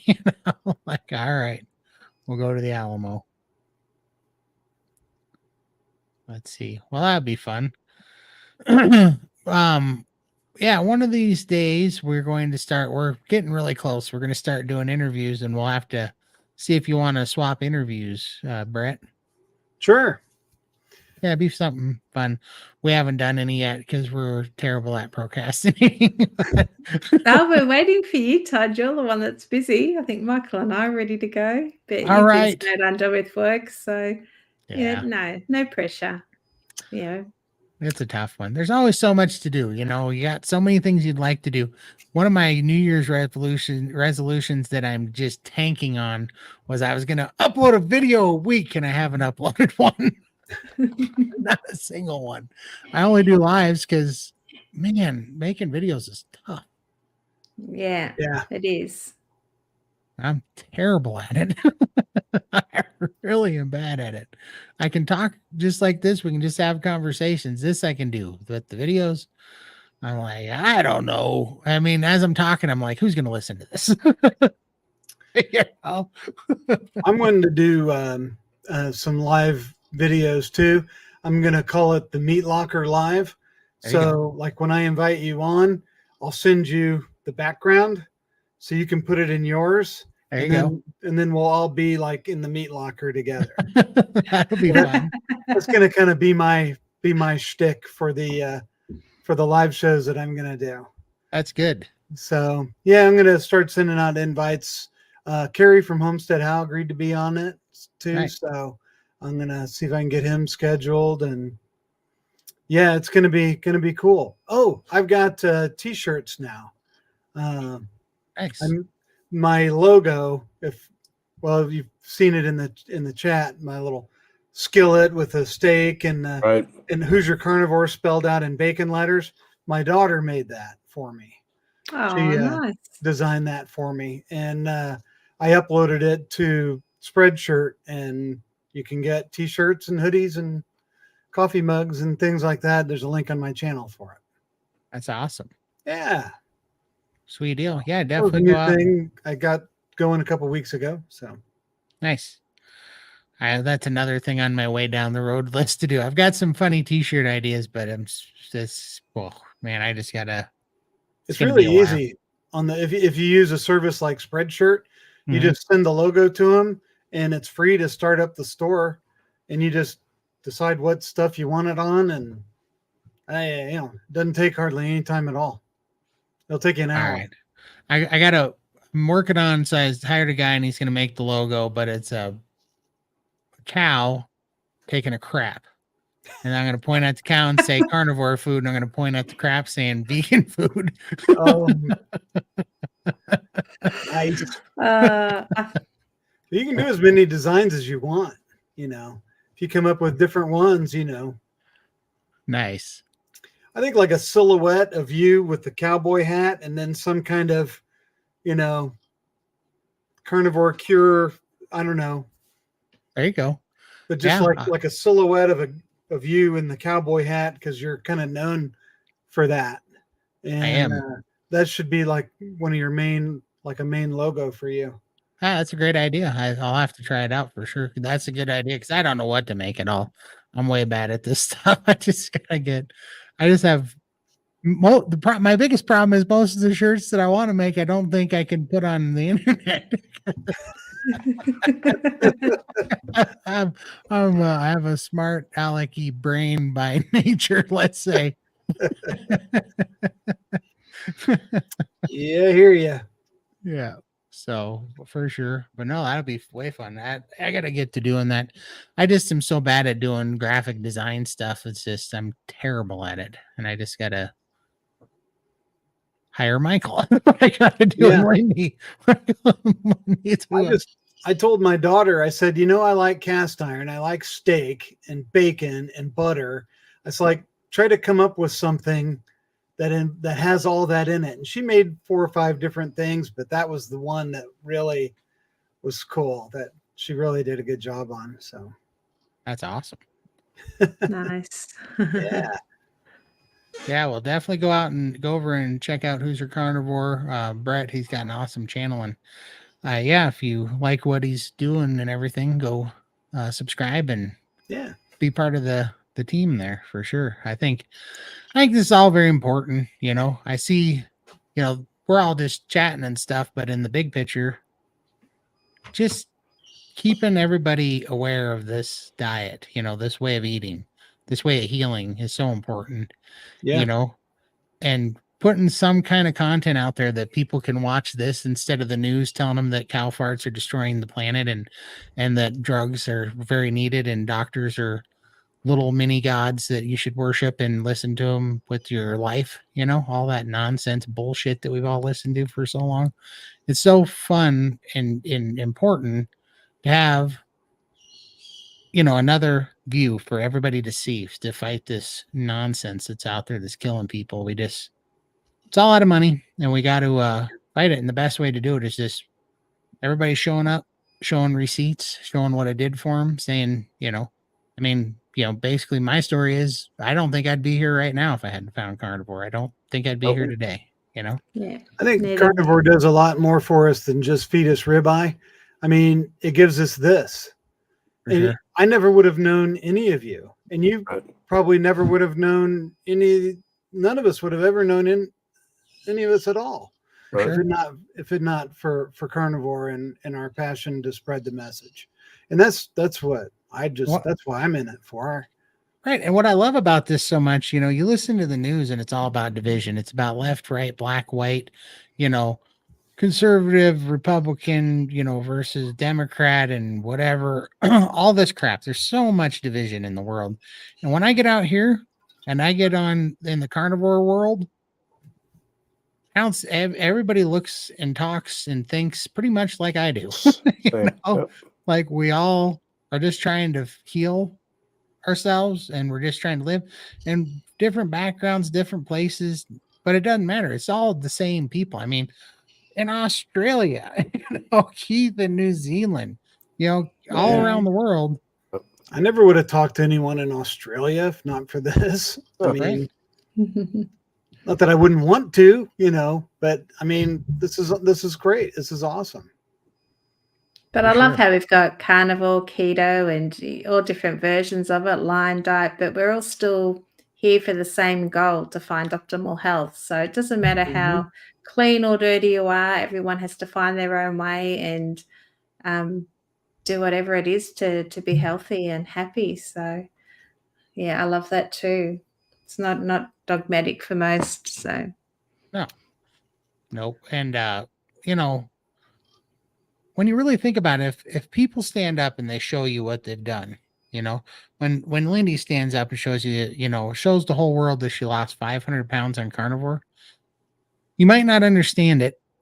You might not agree with it, but you should at very least consider why and how, and if you don't, you're in a cult. If you don't look at results like that of people saving their life and go, there's something there, if your immediate reaction is to be mad that Lindy lost 500 pounds and saved her life with carnivore, if that's your immediate reaction, you're in a friggin' cult. Because you're not thinking logically, you're not being honest, that with all the evidence of how many people have had such dramatic, life-changing, healing, turnarounds, right? Just results from carnivore. If you look at all that and you still say, that, it's bad for the planet, you're going to die of a heart attack, blah, blah, blah, blah, blah. That's your first result, immediate reaction. You're not even open to any kind of discussion or truth. You believe in ideology, Oh, the fact that I've lost it so quickly, that can't be good for me. I'm like, I feel better now than I did in my 20s. My doctor says my blood results last time, everything's looking great. Like I don't have any, my doctor's blessed me with this, to keep doing what you're doing. But people still don't want to believe, or they think I'm killing myself. But yeah, I was dead already. I've got my life back. So yeah, I just don't listen to people. Do your own thing. Yeah, we can all be crazy carnivores together. I love it.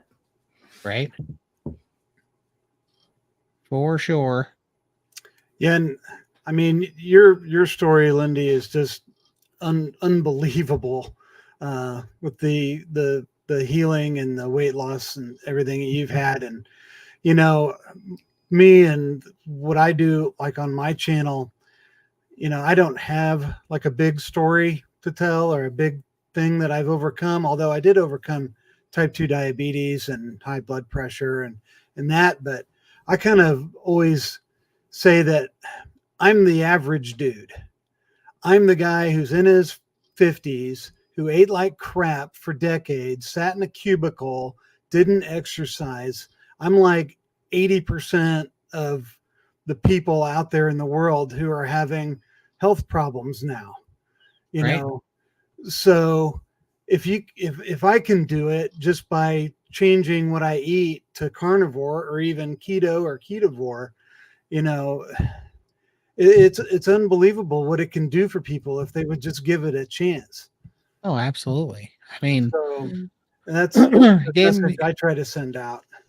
yeah, and it's so important. That's why, honestly, I don't know. There's so many good things about being in the community and having, getting to the point where the diet's working for you, you're getting your health back, because it starts becoming a new addiction to feel good, but it also starts becoming like, you get almost just fired up with it, because now you want to be an example. Like I don't have cheat days, and I'm so driven to get to my goal and to be as healthy as I could possibly be, because it's a great example. What are all the people that saw me, that when I was first doing carnivore were telling me I was crazy, Yep. when they see me in 5 more years, way healthier, way lighter than I've ever been, and healthier and happier and mobile than I've ever been in my life, what are they going to say then?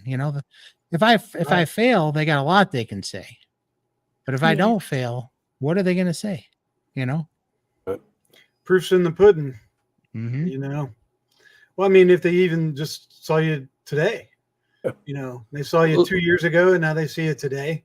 you Yeah, know. I had a furnace guy. It was pretty funny. The furnace guy came over to look at my furnace that I had here a year ago, working on the furnace that was changing a gas valve on it. And he came over to look at it because I think the combustion chamber in there rusted out. So I got, exhaust and return air mixing together. But anyways, he came over and he looked at me funny when he opened the door, because I hadn't seen him in a year. Last time he seen me, I was stuck in a chair. I was sitting in a recliner, and he had to come in the door. I told him just open the door and come in. And I was stuck in a recliner, and I couldn't move. And I was as big as a recliner, Mm. And I opened the door, and he was kind of like, I could tell something was weird. And he goes, and he kind of worked on it and stuff. And then I said, I'm eating my steak. I'm doing the carnivore diet. He goes, you lost weight, right? I'm like, yeah. He goes, I wasn't sure it was you. So Wow. yeah, it was funny. Again. And he was like, man, you were so much bigger. How much weight did you lose? I'm like, 260 pounds, I think, since you were here last, And he was like, that is crazy. And we talked for an hour about carnivore, because he's like, oh my gosh, but that's how it works. All the people that you see, you don't have to tell them, you don't have to preach to them. They're all sick enough on their own. They're going to be looking for answers soon. Everybody's got problems. Everybody's got health problems, energy problems. Everybody's on some kind of medication anymore. They all need help. And if you're just the example, the light, man, it ain't going to take long, and we can just stand there, bearing our fruit, show them what it did for us, and then they can figure it out, Yeah. Yeah. I'm in one of my fishing clubs. It's like a men's fishing Christian club. And they've seen the success that I've had. And there's 2 guys in my club that are doing it now too. That's awesome. That's Yeah. good. One guy's just getting started. The other guy's been doing it for a few months, and he's having really great success. So, Well, that's huge. It's And I mean, amazing. that's, that is Yeah. going to be the exponential growth of it all, right? and all they did was they just saw the difference, and they asked me, Mm, and I told them. Absolutely. that's great. Yeah, One it's at a time, they'll join the dark side with us. for sure. The They're all meeting- going to join the heart attack club, my heart's going to explode from cholesterol club, and then they're going to realize, the scales will come off their eyes, and they'll go, oh, okay. Yeah, I was being sold a bill of goods by big food and pharma forever. This Yeah. was, well, from the Bible, it's called, Job called it the lying vanity, and that's what this is. It's the lying vanities, for sure. Well, I appreciate it. We sure had fun. We did another. What number is this? Is this 18 or 19? 18. 18. Man, can you 18 believe we've been shows. 18 shows now? Man, I was just thinking when I was seeing that ticker coming up, I'm like, we're gonna have to do something pretty soon for like for like our, I don't know, we're gonna have 20. to, Yeah, 20 or 20th something. anniversary. Yeah, 20th weeks or something. I don't know what would be Yeah. a good one. Yeah, maybe 24 weeks. Maybe we'll do a 24 week or something. Yeah, because I can't believe it. I was just thinking, oh, this is gonna take a while. We're committing to a show a Sunday to do this, and now it's been 18. Every Yeah. week. Time flies by 3 hours, but we had a 5-hour in there. We did. We threw a 5 hour. It's like doing a 5-day fast, so that the 3-day fast are easy. You start out, you show it who's boss. Right. Oh man. But this is awesome. We sure appreciate you guys. We love all you. We appreciate you coming back every week. We got a question from Pearl. I don't want to miss that. How about this? Carnivore is an addiction without deadly side effects. Right. Truly is. It really Yeah. is. Absolutely. That feeling of being optimal. It is. Yeah. Feeling of and it's your taste buds change. Old Does. food doesn't, the old addictions don't taste like you remember them tasting. Your taste buds change. You start craving the things you want. Your body starts craving the things that you are going to make you healthy. You start getting, you start getting very sensitive to poisonous crap, and all of a sudden you're like, well, I mean, could you imagine, like, when you had that pumpkin pie, Brett? I know you had cravings, but how'd you feel? I felt like I was anxious, like I was kind of on edge, like something rose up in me that hasn't been there in a long time. Right. And that's, I think, what made me self-aware of it. Well, and I was catching myself, doing, looking in the fridge and feeling like I wanted something. And I never feel like that after having, bacon and eggs and beef patties and all that. And I get full, and then I'm off and running doing, stuff for work and businesses and stuff. And all of a sudden I felt that come back, and I'm like, oh, that's not easy the, Yeah. and I'm glad I did it. I'm glad I experienced it, because it just gave me that much more power now over my cravings and the sugar addiction. And sugar addiction's a real thing. I mean, Oh, yeah, it is. Yeah. for sure. I mean, I was once so sugar addicted. I'd be driving, going to my next job thing. I'm on the highway going 70 miles an hour. I would see a sign for like a gas station or something, and all of a sudden a thought would pop in my mind: you need a bag of chips. Well, Right. it'd be great to have some like nacho cheese Doritos and a Coke, and and I find myself, I'm like, no, you don't need that. You don't want that. And then something in my head says, well, maybe you could just have a little now, and then, you don't have to eat it all right away. You just want something, and I find myself exiting off the highway and going to the gas station and spending $8 on crap. Right. And then, and then I can't just eat a few, I get the big bag, and then it's gone. Gone. Yep. Yeah. For And sure. it happened over and over and over and over. I know. And then the cycle is, now you feel terrible because you ate the Right. whole bag. And Yeah. then you're all depressed and full of anxiety because you did what you've done 1,000 million times. Yep. And you fall for it every time. That's what it would do to me. And that would spiral into just like a month-long binge. Just one of those. One of those slips would I know. spiral out of control every time. It's, Oh my terrible. gosh. For sure. Awful way to live. Awful way to For live. free now. Yeah. Now my biggest problem is, am I going to eat 6 ribeyes tomorrow or 5? I don't really have any problems, Eat So, till you're full. Right.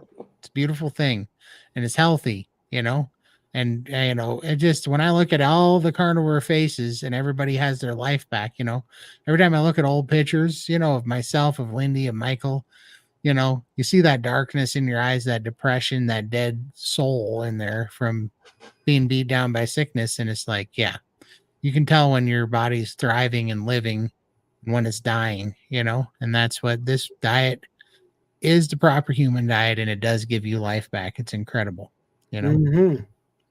Well, I got a kind of a real life experience on the whole appetite deal. I made a few nights ago, I made steaks on the grill, and I gave my wife, she loves sirloins. So she got like probably this 14 or 16 ounce sirloin, and she ate the whole thing. And she's like, oh, I can hardly eat the last bite. And I'm like, that's your satiety talking to you. Your body's had enough steak. And then, because she doesn't do this carnivore style, but then, a couple minutes later, she goes and gets an apple and starts slicing it up, and she eats this whole great big giant apple. I'm like, you were full on the steak, but you can still shove a whole apple in with peanut butter on it. I'm like, that's right. And I told her, I said, that's your satiety, because you can Right. eat apples and peanut butter until you throw up. I Right. said, but when you're eating something that you should eat, your body tells you when you've Tells you had when to enough. stop. Yep. Yeah. Exactly. And That's why you're not eating, you're getting a fix, when you right. yeah. Right. So yeah, I'm still hoping, still trying to, provide the right things to them, and hopefully the light will.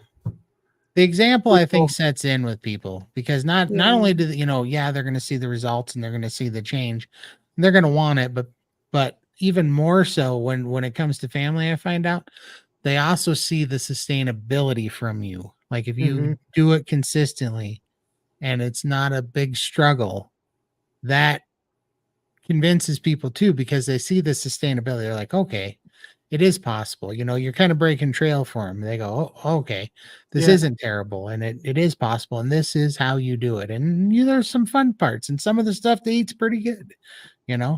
I know that happened for my sister for sure. Because I was telling her, and she was scared to death of it. But then as I kept doing it, she sees what I was eating, and I would make something. I'd make the best steak I could make, or best eggs and bacon I could make, and I'd be like, try this, and she'd be like, that's delicious. I'm like, that's carnivore, More. yeah, have more, eat this instead of that, and that works, because it wasn't just, had she not seen the process of me doing it, Right. she would have thought Yeah. that there's something really hard going on behind the scenes, but she saw the process too, and that made it sustainable. So she was like, oh, okay, so I think that's where we can get to them, being consistent, being happy, being, just do it with a smile on our face, get the results, and just brag about the food and become awesome cooks. Let's make the best damn carnivore food these sugar addicts have ever seen, and then try. That's what I'm always saying. I always laugh now when I make some awesome ribeye that's sous vide and seared in butter, and they're like, yeah, but you can't have Taco Bell. I'm like, oh, I can't buy $7 diarrhea. Oh no. Right. You're right, it's so restrictive. It's like a little bit silly. Take a lot more than $7 to fill you up on Taco Bell, though. Oh, dude, it was about, yeah, I was eating, when I did Taco Bell, it was $20-$30 at a time. It was ugly. And then I'd have to use $20-$30 worth of toilet paper to fix it. Yeah. Maybe just No have Carnivore enjoyment. Kip jump in. Hey, Kip. Well, we appreciate you guys, and I think we got another one in the books. We even went a little over, 15 minutes over. Overtime. So overtime. Like I said, you're going to get 3 times your normal pay. All adds up, baby. Those zeros. If we could ever get a positive digit in front of those zeros someday. Someday. Well, we appreciate it. We love you guys. We'll see you next time. And we are out of here. All right.